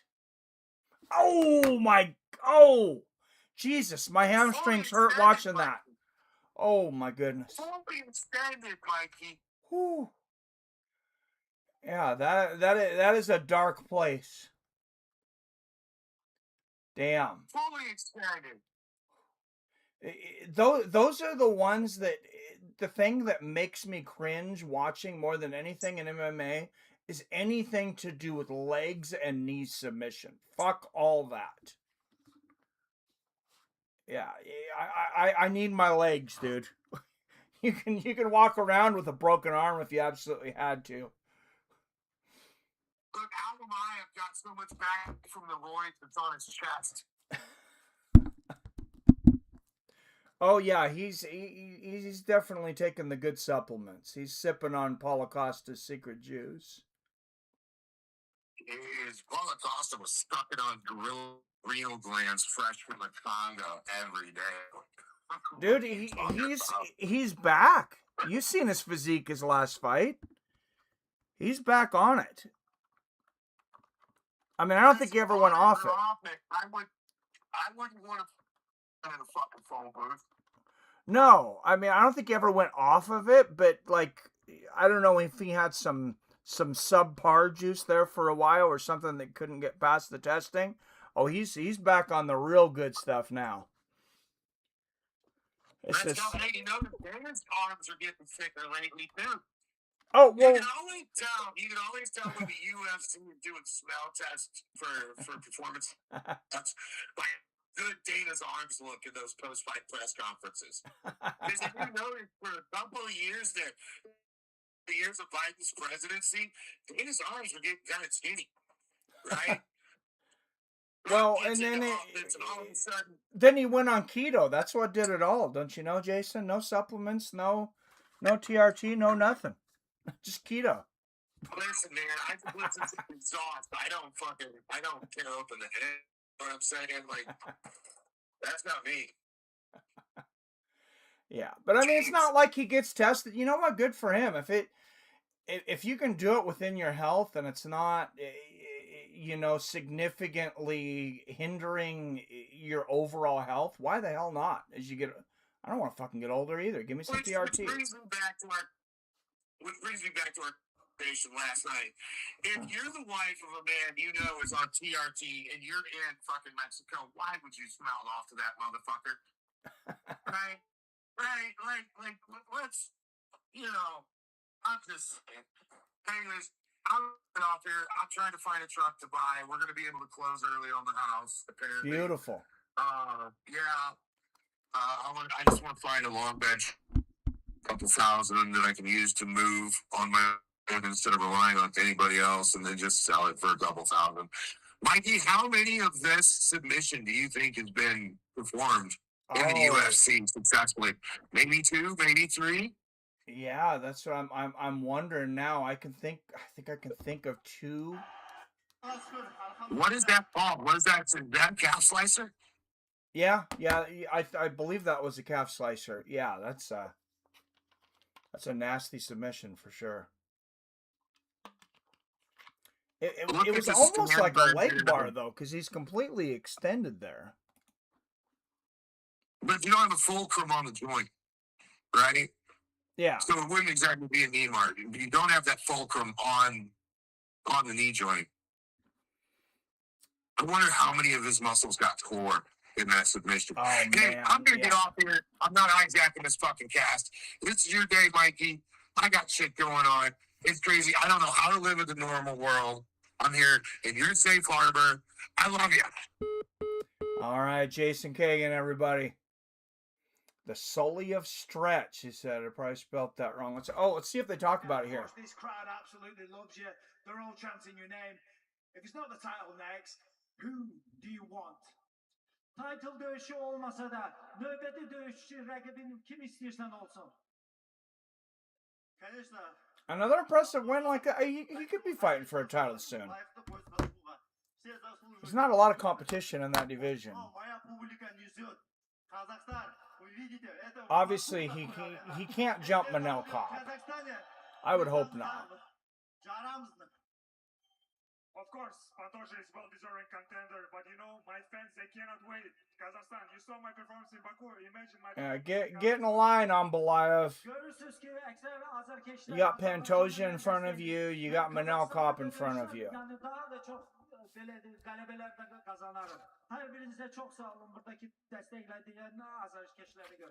What do you think, Robert? Are they finally going to give Manel Kopp a title shot? Like, do they hate that guy or what? I mean, who does he have to beat? Now he brutally finished Kyoji Horiguchi in a great match last week. I came right home. I was working because I couldn't stream that. I came home and immediately watched that main event, though. It was a good fight. Horiguchi put up a good fight as long as he was in it. But, Kopp's just, he's got that power that you can't answer for. He's got that power. Nobody at flyweight's got that kind of power. I think he might have the best power in the history of flyweight. Because in my mind, it was always John Dodson. Remember John Dodson? I mean, he would hit guys and their legs would go play the funky chicken. Cop, I think Cop's powers even, it's a level above that. I would have liked to see those two guys hit each other, though, you know? I really would have. Those are some of the guys from back in the past. I would like to see how some of these flyweights too would have done against Demetrius Johnson and Henry Cejudo, Joseph Benavidez, some of these guys in the past, because we're starting to get a fairly good crop of flyweights again. The ages are all over the place because you got Pantoja, of course, at like 37. He's right at the end of his career. You got our new champion, Joshua Van. He's what, 25, 26, just beginning his career. Dude's an absolute maniac. He had a real tough fight. His last fight out against, I can't think of the guy's name. He's super good though. Just a few weeks ago, the Japanese cat. I want to say Tatsuro, but I don't think that's right. But anyways, yeah, you have him.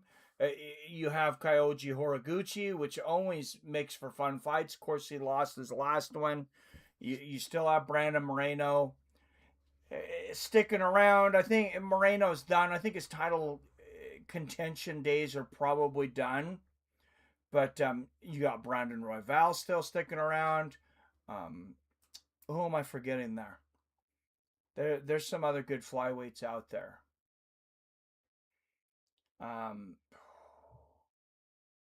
Bigger than Brandon Royval. I gotta bring up the rankings because for some reason the names aren't popping for me.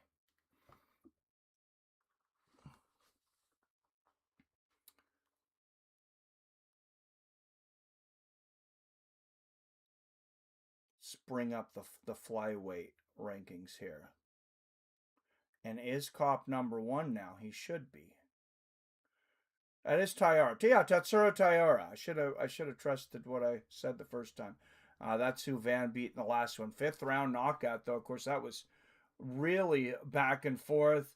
As I mentioned, Brandon Royval. I mean, he's a top contender right now.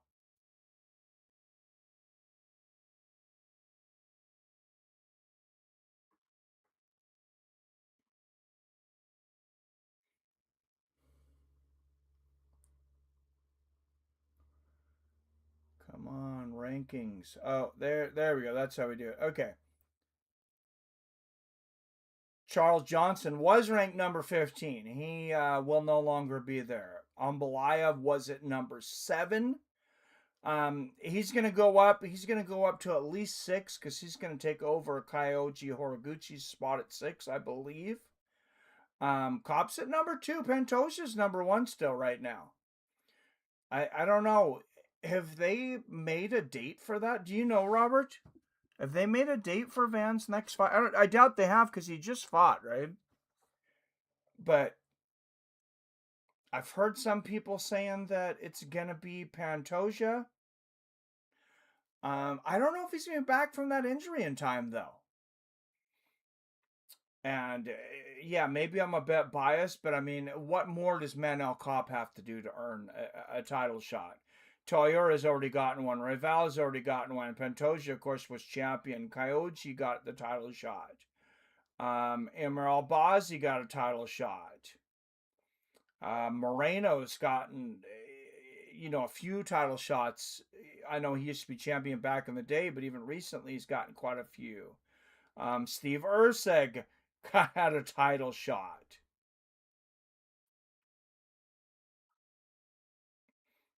I'd say it's Cop. I don't know what the injury status of Pantoja is, but after Cop, yeah, I got to go with Ambalayev. Yeah, you have Lanier Kavanaugh at number 5. I don't see why he would get a title shot before Ambalayev, though. That's I think it's got to be Cop and then Ambalayev and nobody else.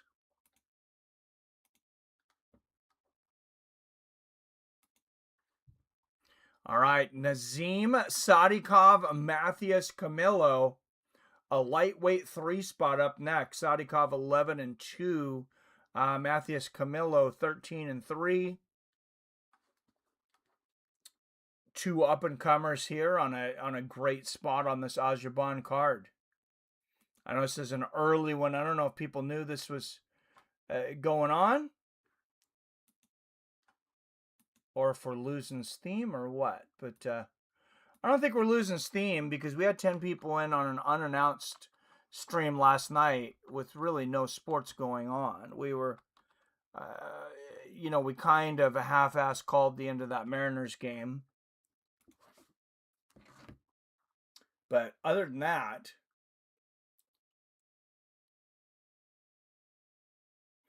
I think it's more of a time thing. It seems like most of you guys come in or around the 8 Pacific, 11 Eastern.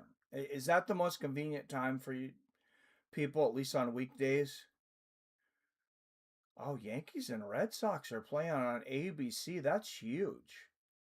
That might be what people are watching. Maybe I not advertise that. I think most of you guys in here are not baseball fans, though. My Mariners are playing at 4:10.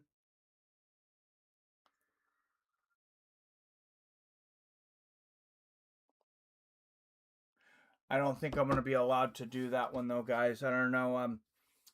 I think the wife might kill me. I promised her I would get out and do some lawn work today. And it's raining every day right now. But we're supposed to have a break from now. Well, actually, there's a 10% chance of rain from 2 to 3. Rest of the day is just cloudy. It's not supposed to rain again until tomorrow at 4 a.m.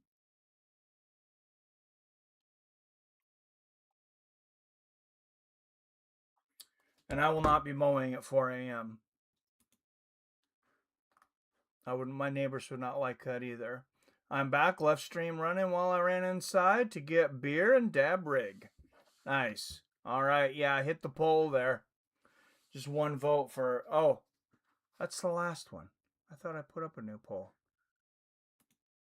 Oh, I didn't. I pasted. I forgot to copy the new names. That's what happened there. Jason. Mikey, as your attorney, I have to ask, have you explained to your co-procreator that it's not about the work that can't be done in the rain or wet environment? It's about how much easier it is to tear up the grass in the $850,000 property while doing the work outside. If you guys are thinking about selling here soon, yeah, that's what it's about. You don't want to tear up the grass. You need to stress that as your position. That is not to say you're stressing that as your position to get out of the yard work to do the Boston game. That say you don't want to fuck up the lawn. She can ask you to do anything else, just yes. not fuck up the lawn. Yes, well, the lawn is a clusterfuck right now. I'm going to have to resod the whole thing anyway, so I just basically need to tear the shit out of it, unfortunately. So what you're saying is you need to brush up on your Spanish. Yeah, I need to find somebody. Okay, so I don't know how else to say this, but to say we have different Mexicans here than the rest of the country, fucking apparently. Because my yard, I mean, it was the first mow of the season. It was probably 3 weeks in. This is a few years ago. And there's a guy that comes by. This is a Mexican guy. He's got a little bit of English, not a lot, but he's doing a lawn care business. And he comes through and he goes, I'd like to work on your lawn. I said, okay, give me an estimate. This guy goes in my backyard. I have half an acre backyard, a little less. The front yard is not a big front yard. How much do you think this guy gave me for an estimate to mow my lawn and trim my bushes, Jason? You would not fucking guess. 125. Higher. Really? Significantly higher. Maybe he just just didn't want to do it once he saw the half acre out back. I think so. This guy, he quoted me $800 to mow my lawn and trim the bushes. I'll tell you, Jason, I wanted to punch him in the face for giving me that quote. I told my wife I was angry that I was not allowed to punch him for giving me that quote. That's how ridiculous I thought that was. I felt entitled. I felt like I was entitled to at least punch him in the stomach for that. You should have asked him. You should have asked him, is that what you're charging my neighbors? Right? So yeah. So you would be in on the joke. Yeah. That he's pulling on all your neighbors. Like, he $800 for the one time, Robert, and then he wanted to come back and give me another quote or whatever after that, because there was some cleaning up definitely needed to be done. I mean, it was along the edges, you know. It was overdue for a haircut. Yeah, definitely a ripoff. I would have asked if I could invest. Oh, that's what Mikey. That's what I would have. You want $800 for this lawn? And he would have said, "Look at you, dead serious." Yes. I would have immediately come back with, "Do you need someone to invest in your business?" that would have been a good question. Mikey, that's how a hustler thinks, Mikey. You're looking at him like he's insulting you. My first thought is, how do I get in on helping this man rob my neighbors, who I don't like in the first fucking place, right? Right? Do you need an investor? Yeah. Like how much return monthly can I get on a $5,000 investment? Right? So you're in Illinois, and I feel like you're a guy that would be even better than me at spotting these things. How many businesses do you think are fronts there around you in Illinois? Illinois? Do you think in your area? Illinois? How many? Hold on, wait. In your area. Wait, I have to do some Googling. How many registered businesses are in the state? Because I feel like I see a lot here in Washington. There seems to be a lot of fronts for businesses. Mikey.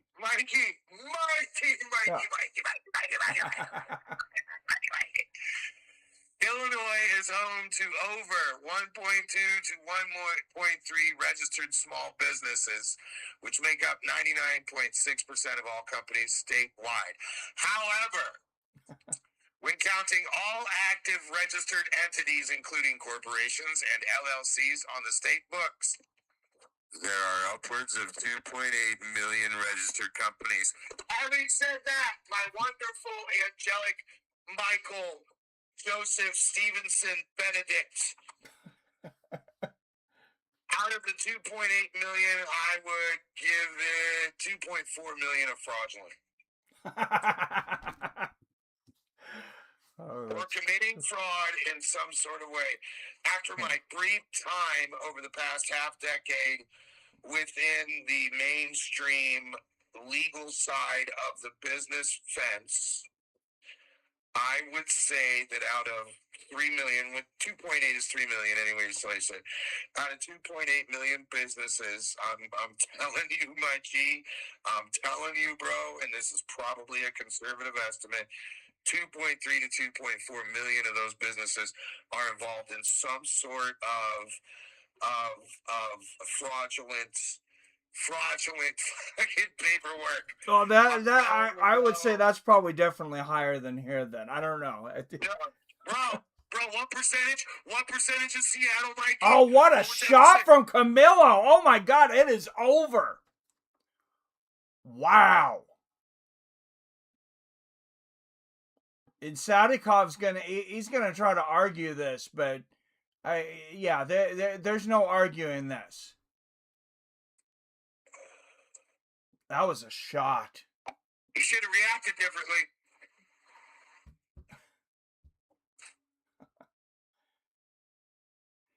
That was a shot. Yeah, if he had enough sense of mind to shell up, do you have any idea what he could have done with a kick to that dude's knees while he was laying down? Oh yeah. That's the difference between a professional fighter and a prison fighter. And to be fair, in Sadikov's defense, he always out. There is no to be fair. He went out and he's back already in. covering his head before he's gone. No, he's already covering his head before he's down. He was awake. He was awake. He just didn't do enough to You don't think himself. he lost It looked to me like that No, light went out for a moment and came back on. Even in the slow-mo, he gets hit.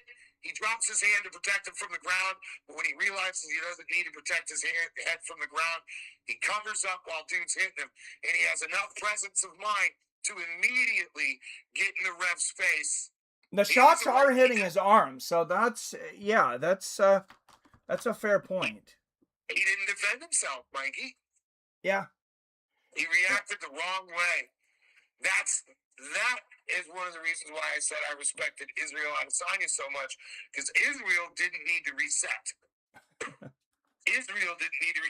Justin Gaethje gets hit like that and dips down. First thing he does is go for the takedown. Yeah. This guy's shelled up. Yeah.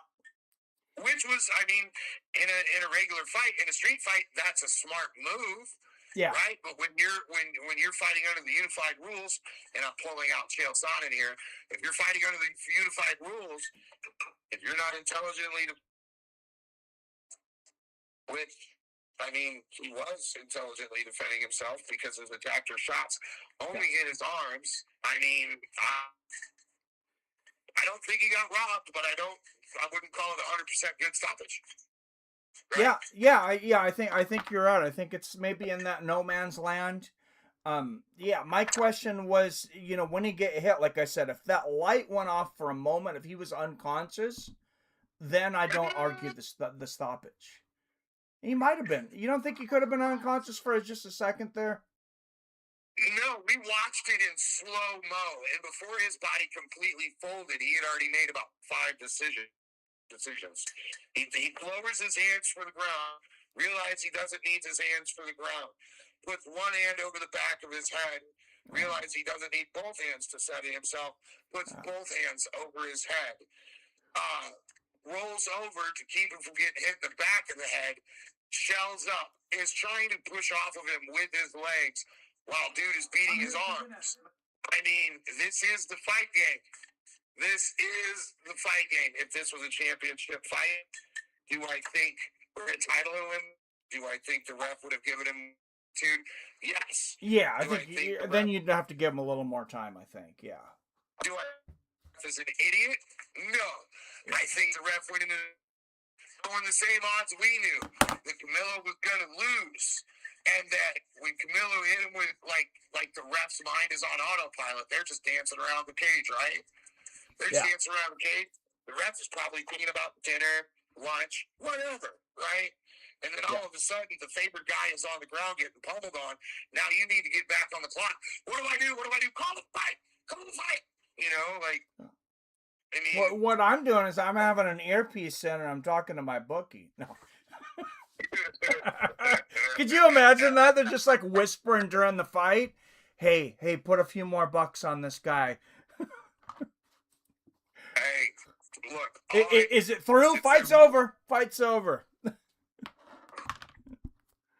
All I know is if they're really doing that, they better hope to God and Sonny Jesus that the Democrats don't win the presidential election in 2028. Because one of the first things they're going to do is come down on the big supporters of fucking old Trump daddy. And fucking UFC's at the top of the list. Oh, yeah. And even regardless of who's in there, and of course it has been Trump for a couple of years, there's been a lot of FBI investigations into the UFC regardless. Not the UFC itself, but, fighters, coaches, like we've talked about, the Derek Minner incident. There was a fight that was pulled off the books, within the last month at the last moment because there was suspicious betting. Mikey? Yeah. In 1991, when the great George Herbert Walker Bush was our president, and that was a sarcastic statement, by the way. Yeah, I figured. there was an issue with Mike Tyson passing a test in Nevada, and they moved the fight to California so he could then pass their tests. Yeah, they also moved one of his fights to Tennessee because it's the only place he could get sanctioned. Yeah. I'm talking about Jones, but Okay. Oh yeah, yeah. If you don't think that administration would have come down harder than a 10-pound hammer on a 50-pound anvil on the boxing commission and Don King and all them, you are insane. Oh yeah, So, I mean they were they were the original Karens, like that administration. Yeah, they were horrible. Tipper Gore, her dumbass. Fucking heavy metal is the devil. What you need to listen to is this music where everybody wears cardigans and polos, where we fuck the children with kindness. And whoa, sorry, I went too hard there. But as a victim, within the industrial child trafficking complex as a child, you know, I seen it. I seen it, Mikey. I seen it. I hear you. That's Stop everything for a second. Get your fucking betting apps out right now. King Green is fighting Terrence McKinney on the 5 spot on next week UFC 329. Bet the fucking house on McKinney. I'm sorry, I like King Green, but he is going to get absolutely destroyed. McKinney's a little bit of a monster, Mikey. Dude, yeah, I think he's the most exciting guy to watch in fighting right now. Is he a specialist in anything? He's a specialist in finishes. He's a specialist. His fight's going to last 2 minutes. He's going to knock you out. He's going to submit you, or he's going to get finished. But you're going to have a good time watching it. Let's see. I'm looking up the odds. Oh. I'll take Yanez over Garbrandt all day. Yanez over who? Garbrandt. Cody Garbrandt. Adrian Yanez is fighting Cody. Oh, I didn't see that one. That's another good one. That's on the prelims. Oh, that's a good fight too. That's a good betting fight too. That's good money right there. Yes. Because you know the rereads are going to put Cody over him. Yeah. Why am I not getting fight lines for? Well, Mikey, I'm always suspect of a sure thing. I mean, we all 32 odds a couple of years ago. That one January. Yeah. I'm losing my mind. I think that was. Oh God. When did Strickland beat Adesanya? Was that a winter, spring? Oh, that was. I don't remember. It's about 3 years ago. RoboCop is such a problem. Maybe a little more. Yeah, that guy's a bad dude. I want to see Chase Hooper fight RoboCop. Oh, he would. Yeah, Hooper would be in trouble. No. Hooper's gonna do that. What was the Hindu guy from Street Fighter? The one whose legs went across the. DeHalsem? Yeah. Yeah, he's going to DeHalsem him. I'm not seeing odds for it on DraftKings yet. What the hell is that all about? You scared me, Mikey, when you just completely discount Bobby King Green. It's not like he's fighting Islam, bro. Yeah, but he's fighting a young guy that might be the biggest hitter in that division, like as far as hardest hitter. Phil, I like your wife, Phil. So I missed the Johnson fight. My wife said he lost because of his stupid haircut.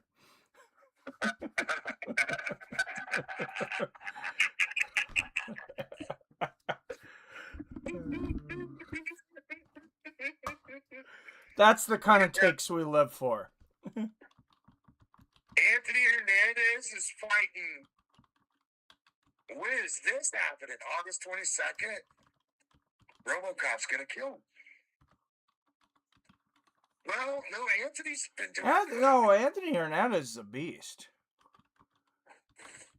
But I don't know. I'd fight RoboCop in a prison cell. I wouldn't fight RoboCop in a 20 or 25 or 18-foot cage. Oh, I'd fight anybody but like Brock Lesnar and Shane Carwin in a prison cell. I would fight Derek Lewis in a prison cell, but I wouldn't fight like Shane Carwin or Brock Lesnar. I would not fight. I would not fight any of those guys in any type of building whatsoever. Well, you have a normal person's skull, Mikey. That's why you work at business, and I work at my mouth, right? I want to fight, but I want to fight winnable fights. Well, you know, there are things in this world you don't want to fight, like the ocean, or the mountains, or the desert, or gravity. Everything else is fair game. Phil says, "Yep, she was watching while I went to the store." Nice, yeah. That's she should do a reaction video on that. What the fuck is this motherfucker doing with this haircut? Right. Yeah, there's no odds out for that bet yet. I'm like, why aren't they coming up? I googled it. They haven't set them yet. So I'm gonna have to talk to our buddy Wyatt. He has the ends of right when the odds are gonna drop. And man, do they move. Some of these odds move so quickly. So I have a confession to make. Don't be mad at me.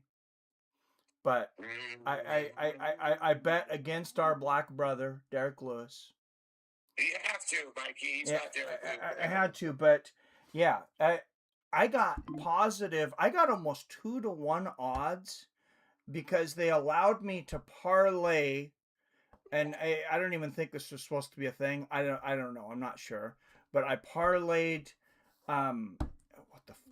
Hockett to win and to get the knockout, and for the fight to end before the third round. Those three things parlayed. I got 2-to-1 odds. A day later, that was 0.8-to-1 odds. So that's how much they'd swung. So I wouldn't have gotten even money. The day before, I got over 2-to-1.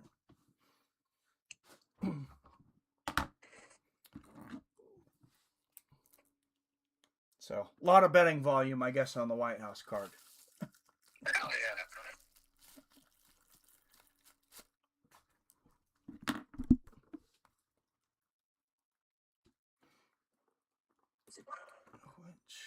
Only fourth time. Derek Lewis is no longer the Black Beast, Mikey. Derek Lewis is a owner of a chain of salons across Houston. So he's no longer the Black Beast. He's Mr. Lewis, right? He goes to the city business meetings in Houston. Like, no shit. He gets pedicures and manicures now. I would almost bet Derek Lewis hasn't applied his own skin lotion in 5 years. I bet he's always had somebody else doing it. Like Derek Lewis has probably reached Houston area Conor McGregor level status, right? You know. Yeah, that's true. There's definitely a different bar in Houston. Well, it's not that. It's like the man's an ex-con. He didn't come from great money, right? So 10 or 15 million in the bank to a guy like Derek Lewis, as long as he knows how to parlay it legally, and that's one of my big worries about my strong black brother, is that, you know, he's going to go the Plaxico Burress route. And you know, you can take the guys out the hood, but a lot of the guys, you can't take the hood out of them, right? But, you know, as long as Derek knows how to parlay his net worth into, you know, daily spending and bills and whatnot, Derek ain't got a reason to fight. No, he doesn't. And let me give a little public service announcement. You already know this, but anybody that might be listening, if you ever come upon a large amount of money and you are not used to having a large amount of money, get a financial advisor, or if you're going to do this yourself, find a mutual fund that mimics the S&P 500, put 80% of your money in there, and do not touch that fucking money until someone smarter than you tells you to. That's my advice. Or you learn how to be smarter. Yes. Yeah, exactly. Yeah, investing's not hard, but when people that don't know money get creative, that's when they go broke. Yes. Or you could just put it in something stable, like a 4 to 8 unit apartment building, get a contract with a maintenance company for X amount of dollars a year, right? And you just have yourself a little bit of passive income in an asset that's probably not going to depreciate. You know? Yeah. Oh yeah. That's another good route to go. As long as you don't get over leveraged. Yeah. Make sure it's paid off or close to. Right. And as long as you have property, you have an ATM machine. It's just the way it is. Yep. Exactly. Even if you're in a place where they freeze the rent, you're still probably going to be doing pretty good. Yes, because there's all kinds of grants and programs you can get through when they do rent freezes, they offset that through government grants where you can apply for those grants. Like, hey, I'm a rent freeze place, so I don't have extra money to be fixing a bunch of shit. Yeah. So the city and the Fed and the state, now he wants to mow his lawn. The city, the Fed, and the state subsidize that for you to help their citizens, air quotes. But yeah, anyway. you get in that bracket. That's when you learn that there's two words for the same thing. When a poor person gets help, it's called welfare. When a rich person gets help, yeah, it's called subsidies. Right. Which brings me to my next issue. I live in an area where you have farmers who, outside of farming, wouldn't be trusted with a warm cup of piss. And you got these guys driving around $150,000 pickup trucks, and they're acting like the road belongs to them, and they're better than everyone else. And then you hit them with, dude, you're just a millionaire on public aid, bro. You're just a public aid millionaire. Yep. Without taxpayer money, you'd be just as broke as me. Yeah. Oh yeah. You know, because you're raised to believe that these farmers are these good, American blue-blooded, we fix it the right way the first time, every time people. But then you work within the ag industry and you grow up in the ag industry and you realize, A, the ag industry is held together with duct tape and zip ties, and that's a fact. Has been for 40 years at least. And B,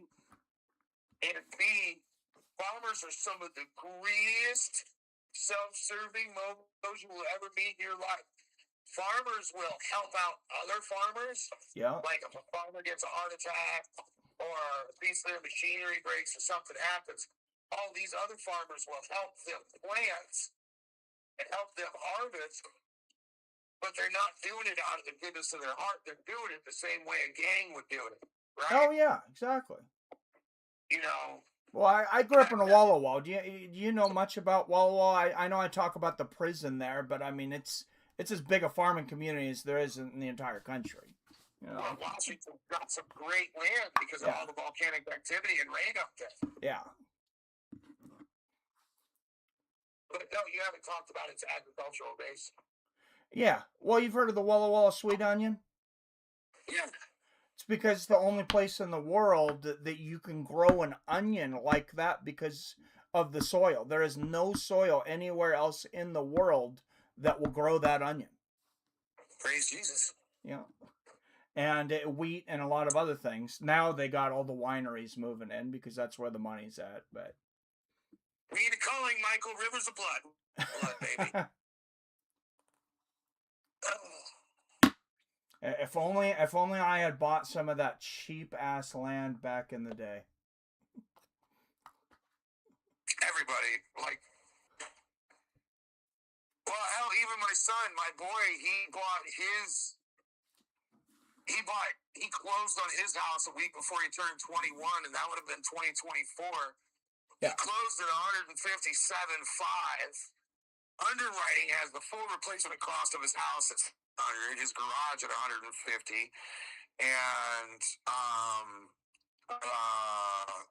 personal property at like 300, and then some other things. The kid bought a house for 155, and it's underwritten with $1.065 million of insurance.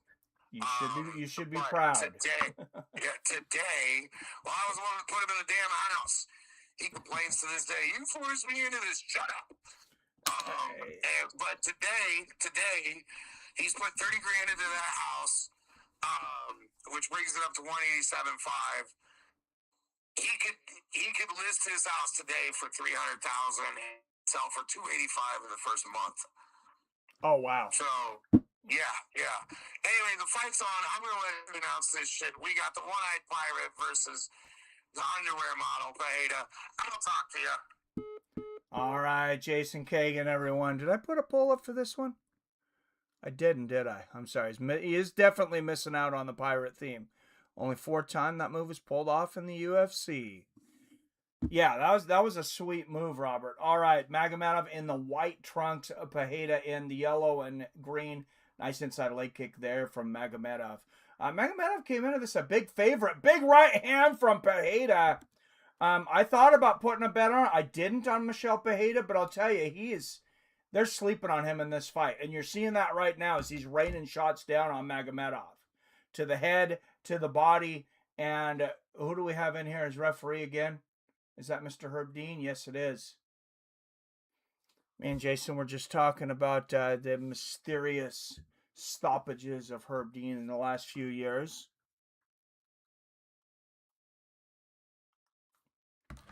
Oh, big right hands from Pereira.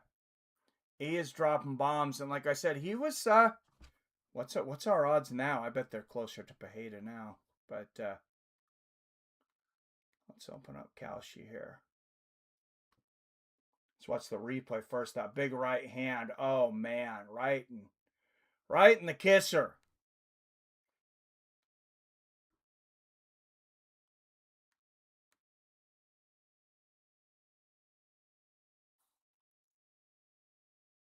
Okay, Pereira is still a slight underdog at the moment.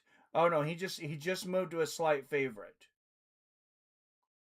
Let's see what happens. Oh, I feel like I want to put just a little bit on him here. But let's see if we can get a little better odds. Okay, even odds here. We got a quarter down at even odds. But let's see what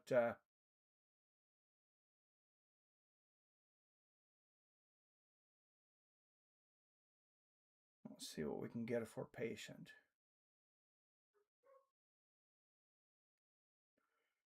Yeah, Pereira is just about back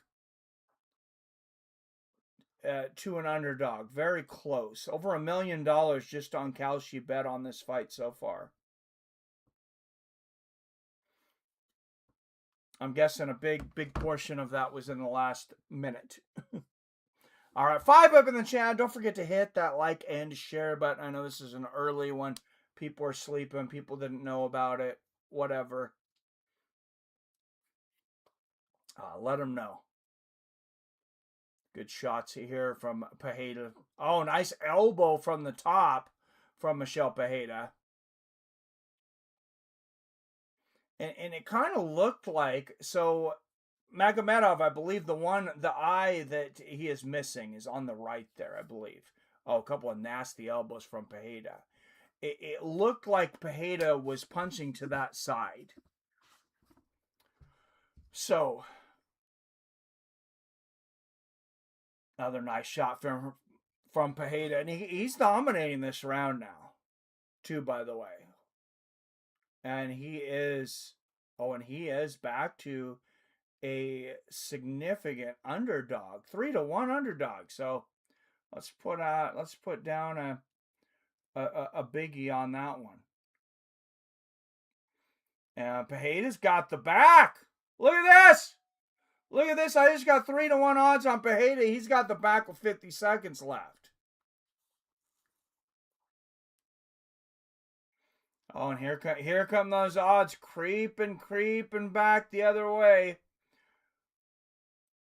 Pejeda's still an underdog at the moment, though. Sheriff, of course, on top now. But Pejeda's outstriking him from his back. Michel Peje is often, you know, he's often counted out of fights. He's often underestimated, and a lot of times for good reason, because he comes into fights with stupid game plans. We've seen him burn himself out before the end of the second round doing backflips and different things. So it makes him a riskier bet sometimes. But, yeah, I think he's right in this fight. I think he was right in this fight regardless. All right, let's go into the, well, we'll go into the corners once this ad leaves. 7 up in the chat. Don't forget to hit that like and share button. Let me know if you've seen my post over in the Fights with Friends site, trying to get people over here.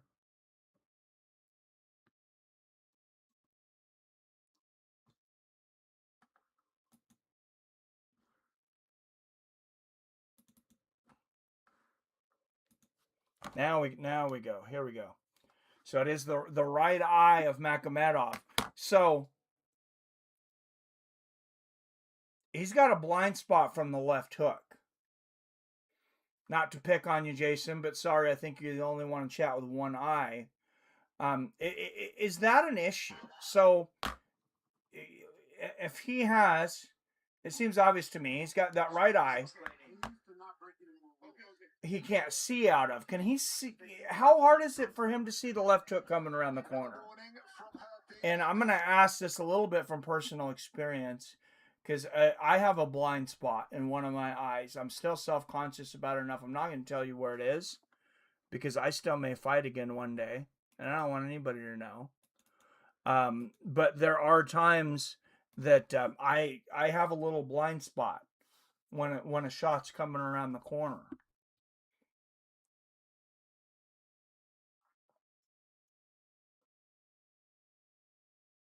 Oh man, that lost most of our viewers. We went from 7 to 2.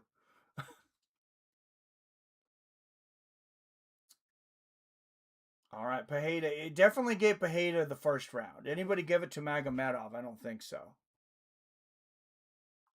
And what's our odds now? We still got Pejeda at underdog odds at the moment. Let's see, plus 152.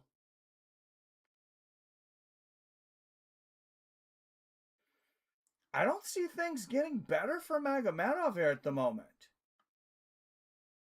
I feel like things are kind of still going in I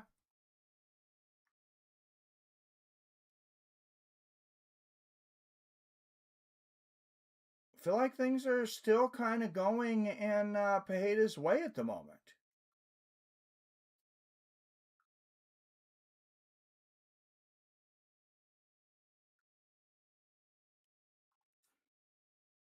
All right, Phil, then I just got him at 36 on the dot. Oh, man.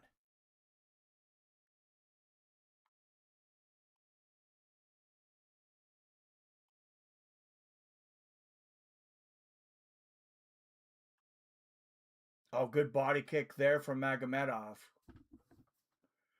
Yeah, I put a little bit more on Pejeda. 3-1 odds. Why not?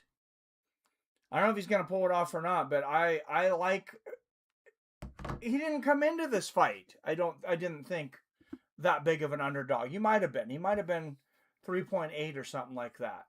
But how you could still have him as 3-1 underdog right now? Good little leg kick there from Magomedov.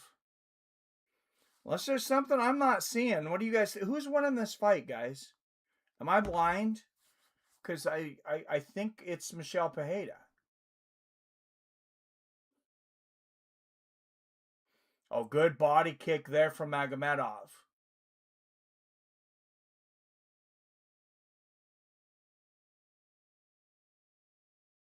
.220 left in the second.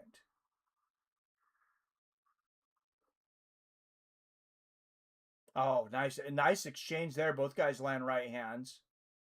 Spinning back fist barely misses for Magomedov. Remember, he has one of just 12 spinning back fist knockouts in the history of the UFC. So that's definitely one to watch. He's pulling his hairs. Yeah, not good. Yeah, I heard them telling Magomedov, his corner, tell him, hey, no more fouls. But when they never take points away, it's like, how do you blame people for fouling? Good right hook there from Pereira. Good body kick from Magomedov.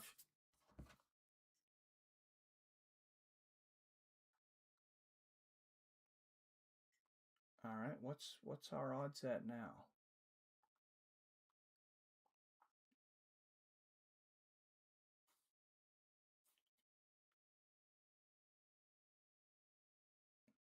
Okay, so they think Pereira is losing this fight badly. He's 3.5 to 1 underdog now. So maybe maybe I'm wrong. He is losing this round, I guess.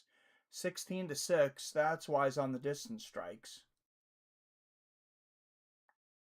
But you got to get Pereira the first, I think.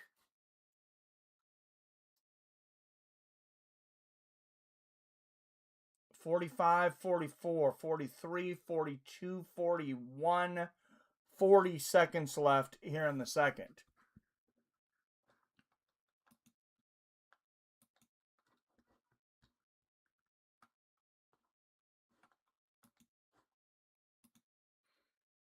Oh, big spin kick there from Pereira and the body kick, or excuse me, from Magomedov.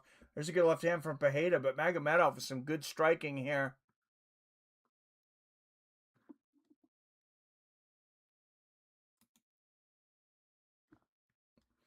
In the second, and we are ending the second. Oh, that was a dumb move by Pereira, and Magomedov clapping. Nice clown move there, buddy. Yeah, that wasn't gonna hit anybody. Here we go. That's what I'm talking about. Give us the corner. First one really well. The second one we lost. Now we've got to go for everything. Everything. All or nothing. Let's get him. Let's catch him. I agree. Yeah, he's Alex's, or excuse me, Michelle. He needs to put it all out there this round. We got 5 minutes, bro. Michelle Pereira. If he wins this round, he wins the fight, in my opinion. So look at this. Uses the fence. I don't think he absolutely needs a finish here. Oh man, what great timing from Magomedov though. Pereira trying that Superman punch off the fence, and Magomedov timing it perfectly, stepping out of the way and landing a great right hand of his own.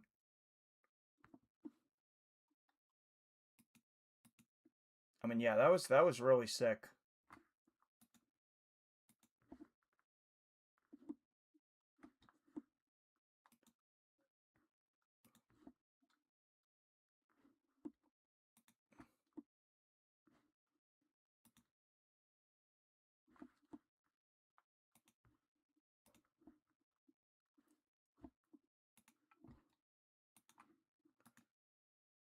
Having a hell of a time with the clock today, Rob. I'm going to have to look to see if they changed the way that they did it or something. I had it working for a minute, and now it is not. 4:32, 31, 4:30, 29, 28 left in the third. Good check there from Magomedov. And you look at significant strikes. They were actually really close there in the first. 29 to 24. They were in favor of Pereira. Of course, Pereira had to have won the round because, he hurt Magomedov. He knocked him down. He hurt him. Good left hand there from Michelle. A little over 4 minutes left here in the third. Michelle trying to give Magomedov as many looks as he possibly can. Lands a good low leg kick. I think both fighters are aware that they need a finish or they have to win this round. Good right hand from Michelle. Side kick to the body there from Magomedov. I need somebody to take a chance here. Good left hand to the body there from Pereira. 3.5 minutes left. Who wants this more? Somebody needs to take a chance. This little back and forth pity pat, this is not favoring anybody.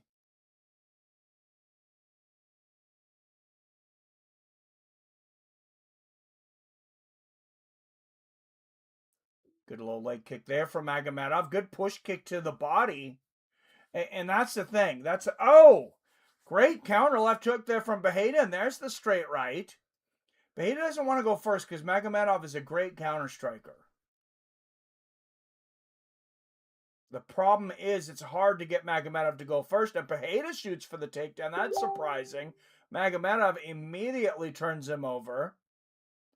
And, you can talk about bad game plans again for Michel Pereira like we have in the past. But, like I said, also somebody needed to do something there.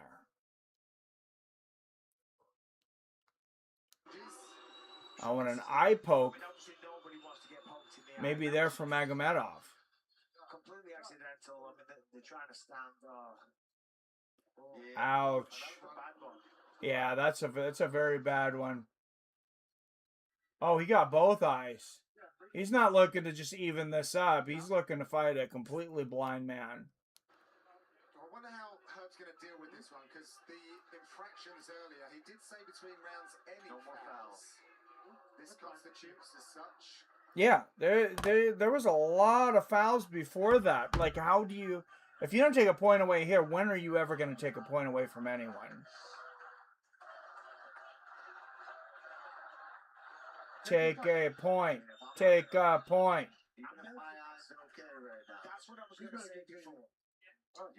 Come on, crowd, chant. Take a point. I'm exhausted.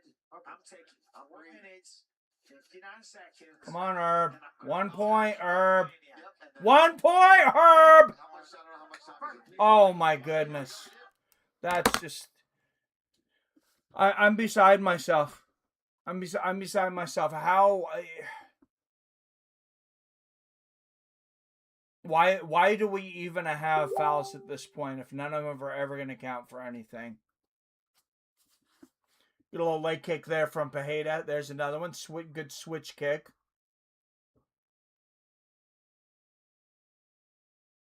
If Pereira loses this fight, he should protest.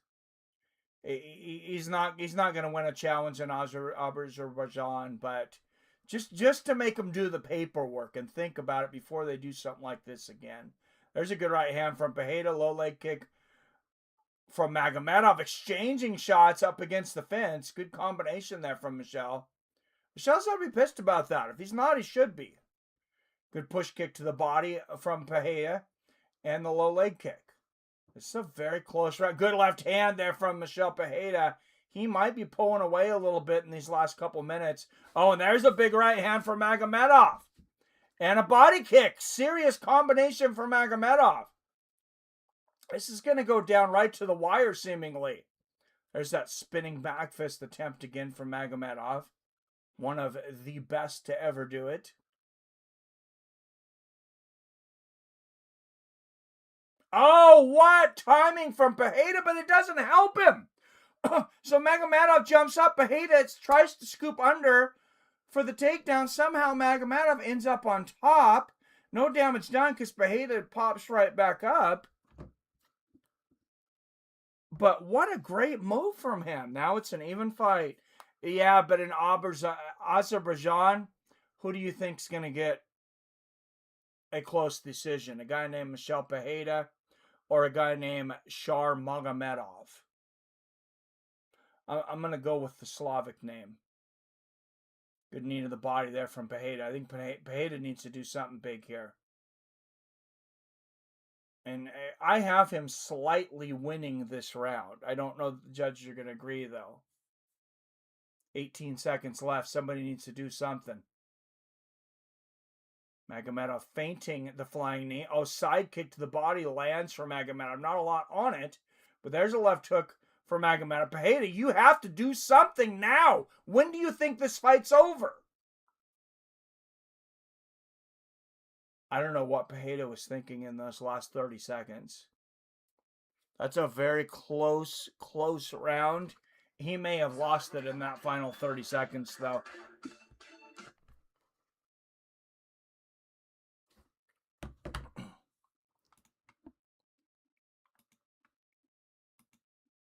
All right, guys.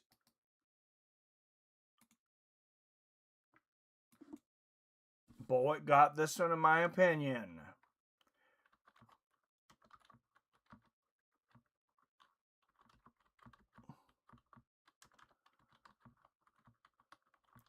All right, let's put a poll up. Who do you guys think won that fight?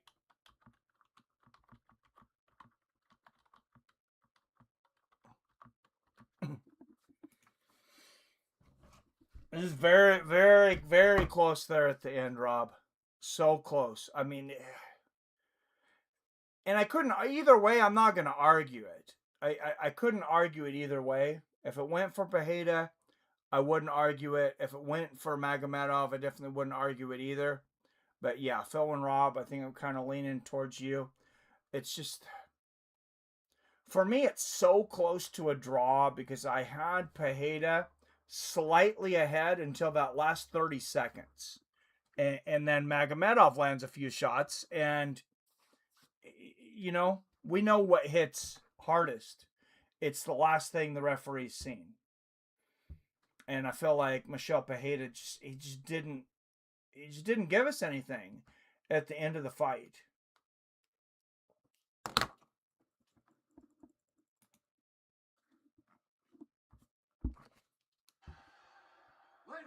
All right, here's our official decision. We go to the judges' scorecards for decision. All three judges scored. Yeah, there it is. 29-28 Magomedov. By unanimous decision, Shara! Yep.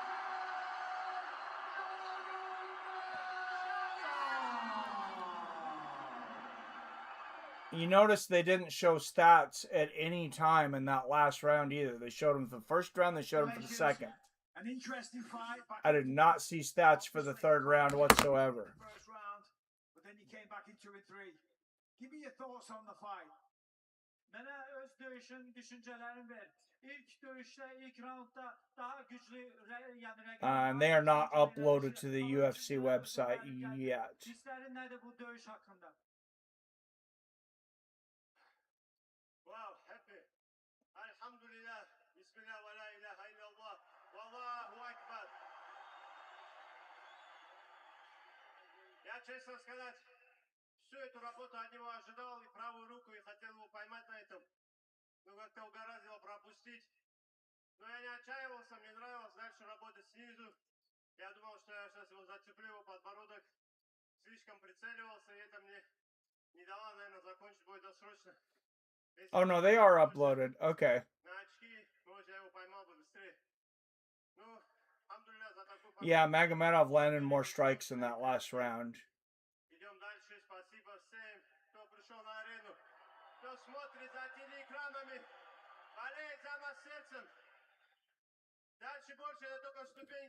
That's a great fight, though. That was a fun fight.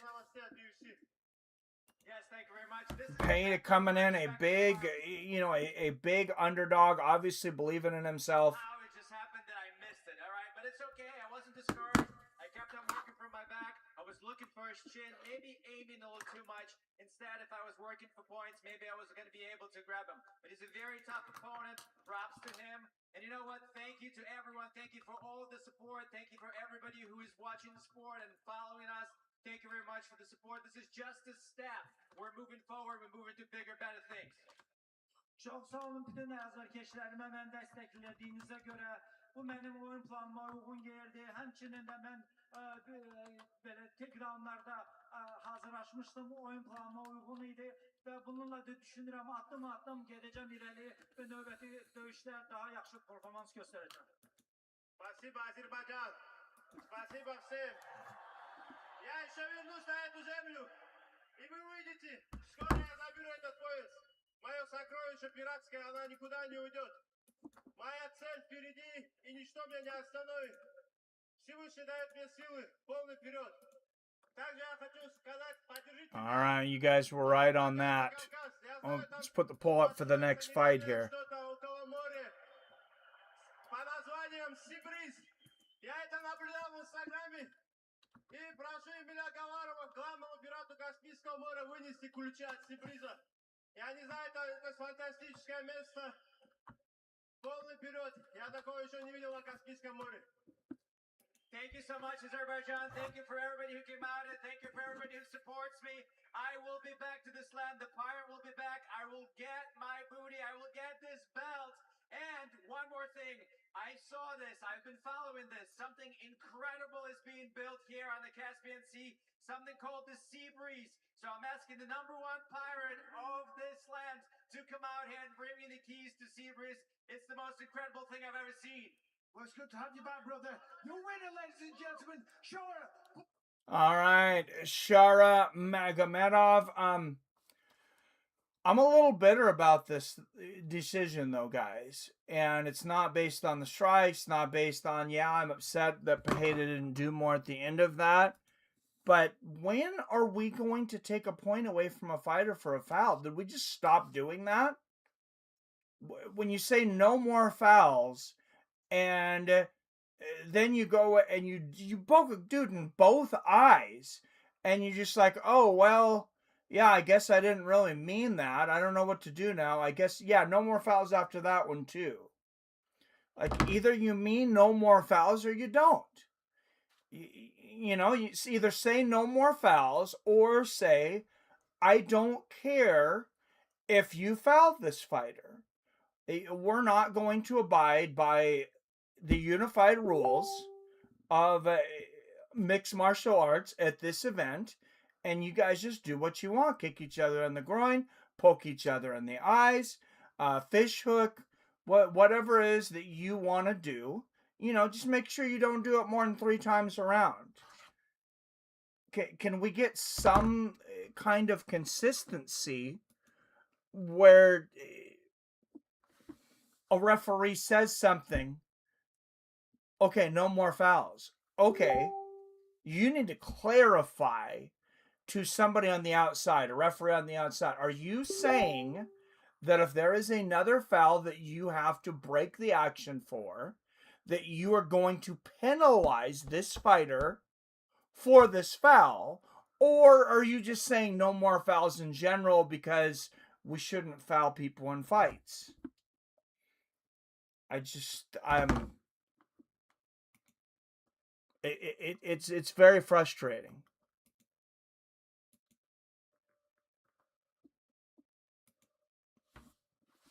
All right, guys, I'm going to take a quick restroom break. We are at the main event.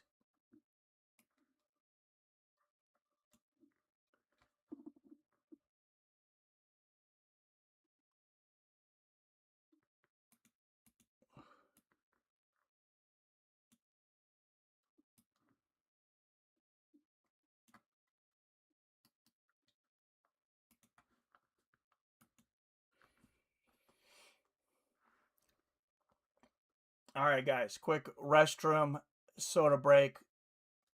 If anybody comes in, let them know. I will be right back.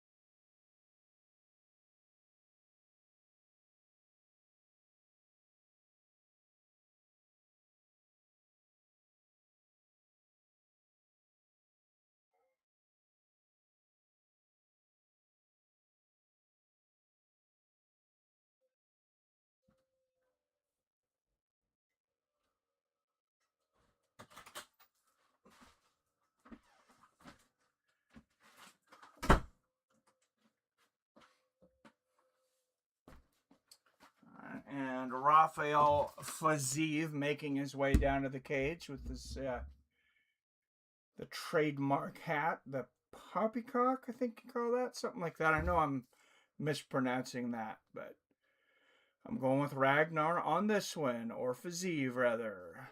Phil, what's our poll at? 100% Fiziev.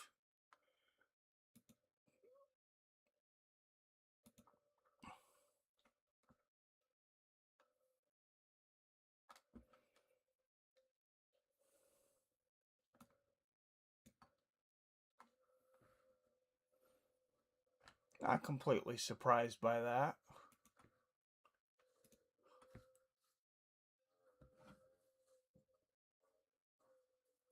All right, props to watch. Fiziev to win by knockout plus 140.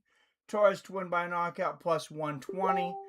Overall odds are minus 110. That tells you that Vegas thinks someone is getting knocked out. Like they are betting the casino on the fact that somebody's getting knocked out. Like you're not getting any better odds for knockout. If you want to bet submission or decision, you're going to break us if that happens.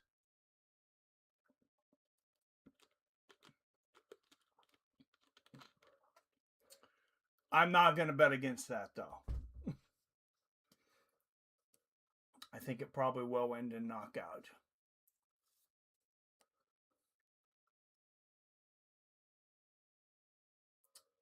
All right, Rafael Fiziev, 2 years older at 33. Manuel Torres, 2 inches taller at 5'10". Torres has a 2-inch reach advantage at 73.5 inches. And this fight is a minus 110 pick'em, boys. It's a coin flip.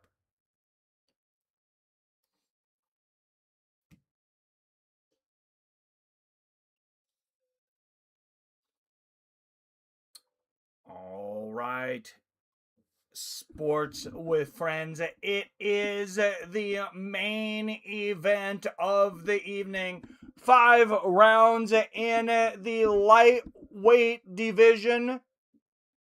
From Baku, Azerbaijan, via Seattle, Washington. Your judges. Your referee, Mark Goddard. Ladies and gentlemen, let's fucking go! 5 rounds in the lightweight division. In the UFC Azerbaijan main event.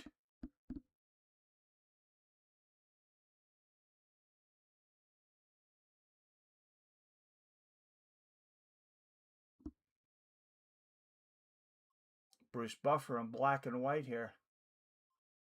You see Fiziev keeping warm, shuffling back and forth.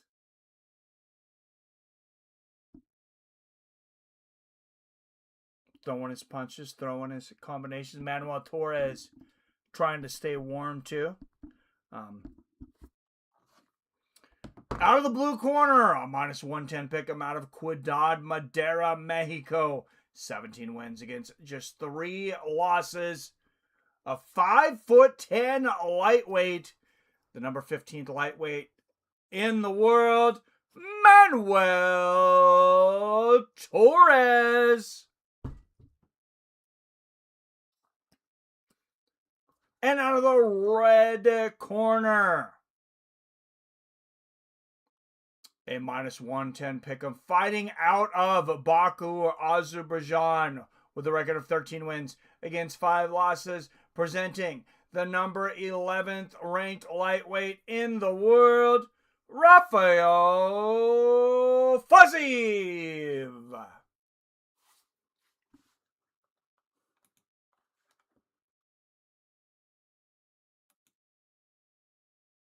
And poll closing. Anybody else going to vote? We are at 100% Fiziev.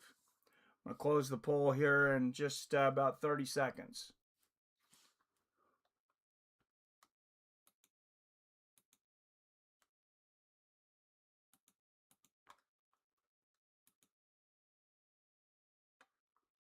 All right, it is closed. Torres, Fiziev. Fight! There's a touch of gloves. And a quick body kick attempt, though. Oh, what a right hook from Fiziev to start things out, and the low leg kick. Fiziev looking to start very quickly. Good body kick there from Torres. Good low leg kick there from Fiziev. Torres, known as a fast starter. Fiziev's the one that came out like a rocket, though. Good right hook right on the chin there from Torres. 4:28, 27, 26, 4:25 left in the first. I think you're going to see a lot of that push kick to the body from Torres today. Good low leg kick there from Fiziev. No tell on that either. Fiziev dips. He's got the body lock, and a strong takedown slams Torres against the cage. I think we underestimate sometimes how much damage that can do, slamming someone against the cage too. I know you're not supposed to use the cage as a weapon, but as you've seen right there, you can pick somebody up and you can slam them into it. And if inadvertently, like that inadvertent knee to the balls from Torres, if inadvertently you slam their head on the cage, nobody says anything. All right, we'll see how far this goes. We'll see if Mark Goddard believes in fouls. Because Herb Dean, like his belief in the Tooth Fairy, has given up his belief on taking points away in fights for fouls. Good left hook to the body there from Fiziev. 3:20, 19, 18, 17, 16, 3:15 left in the first. For the fight to go the distance, a plus 350. So if you think this fight's going to go the distance, 3.5 times your money, I would not make that bet. Oh, nasty low leg kick from Torres. That stumbled Fiziev. I don't know if he just hit him funny or what, but a bit surprising actually. There's a good low leg kick from Fiziev. And Fiziev misses the body kick. Coming up on halfway through the first.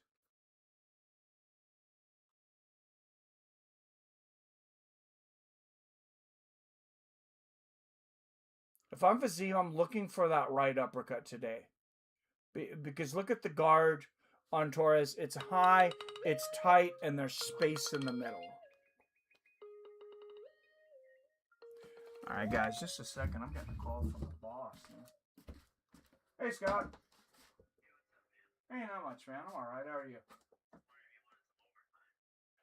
Yeah, sure. What time? Okay. Okay. Let's see. It's noon. About an hour. Be around 1. Okay. All right. No worries. Bye. Yep. Bye. What's Torres' first name? Wasn't paying attention. Oh, Torres. Oh, that's Manuel Torres. Yeah, 1.5 left in the first. That was a call from the boss. I just secured some overtime. So the faster the knockout here, the better. Low leg kick from Fiziev. Right hand over the top from Torres. Daba. Yeah, I wouldn't always go in for overtime, but being that I just didn't get paid for over a month, hell yeah, I'm going to go in for some overtime. Good inside leg kick there from Fiziev. There's another one. He is blasting the legs of Torres here. Oh, good right hook to the body from Fiziev.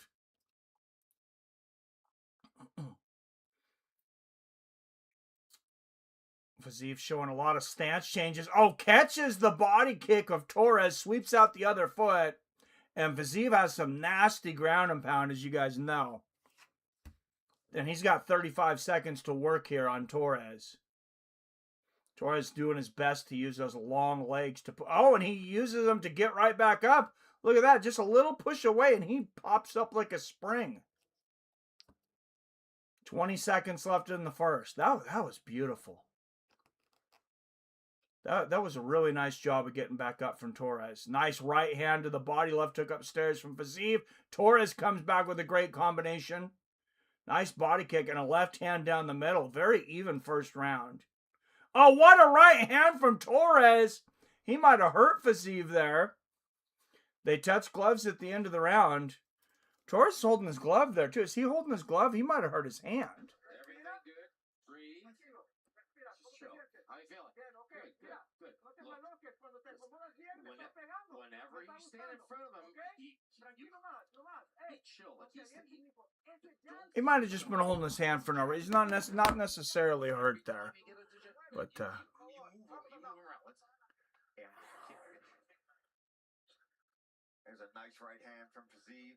yeah, that was beautiful. Yeah, what a great first round. Just drives through, gets the takedown. Torres was able to get Seen a little bit of everything in that round from both guys. very impactful. And there's that solid jab. I mean, you see the eyes completely change. It just misses with that left hand. Yeah, if Torres lands that left hook behind the shot, behind the straight right there, he's got a good chance to finish that fight in the first. Extremely active first round. Great stuff. Yes, it was. All right, and right back. Oh, what a spin kick to the body from Rafael Fiziev, and he just comes out like a cannon. Oh, my God! Right hands, and it is all over. Rafael Fiziev coming through like a lawnmower. Look at that. Pull the string and watch him go. And those blades come out to start the second. And Manuel Torres didn't know what hit him. He had about as much of a chance as the blades of grass out in my yard do from a tractor. That was amazing. Holy fuck. Oh shit. Damn. Let's go. Get to work, Mikey. Yes. Damn. I gotta watch that replay first.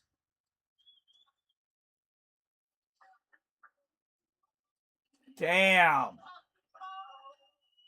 I have never seen Rafael Fiziev that explosive.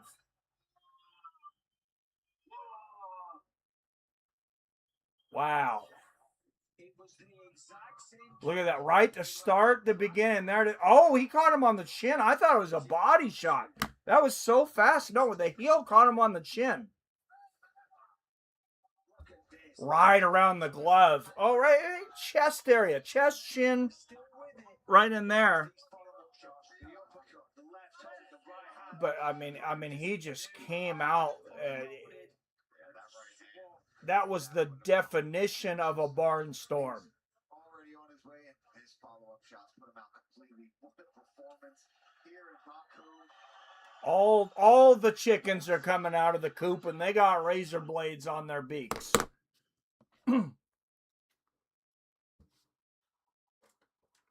Lothbrock with the hammer. Yes, that was amazing. All right, 7-Up in the chat. That's going to be the end of it, though. Like I said, just got to call in to make a little bit of money at work. But, hey, thanks, everyone, for tuning in. I know it was an early one. Not a big crowd, but thanks, everybody, for waking up early, for coming in and chilling with us. And hopefully get some time to get the Sports with Friends a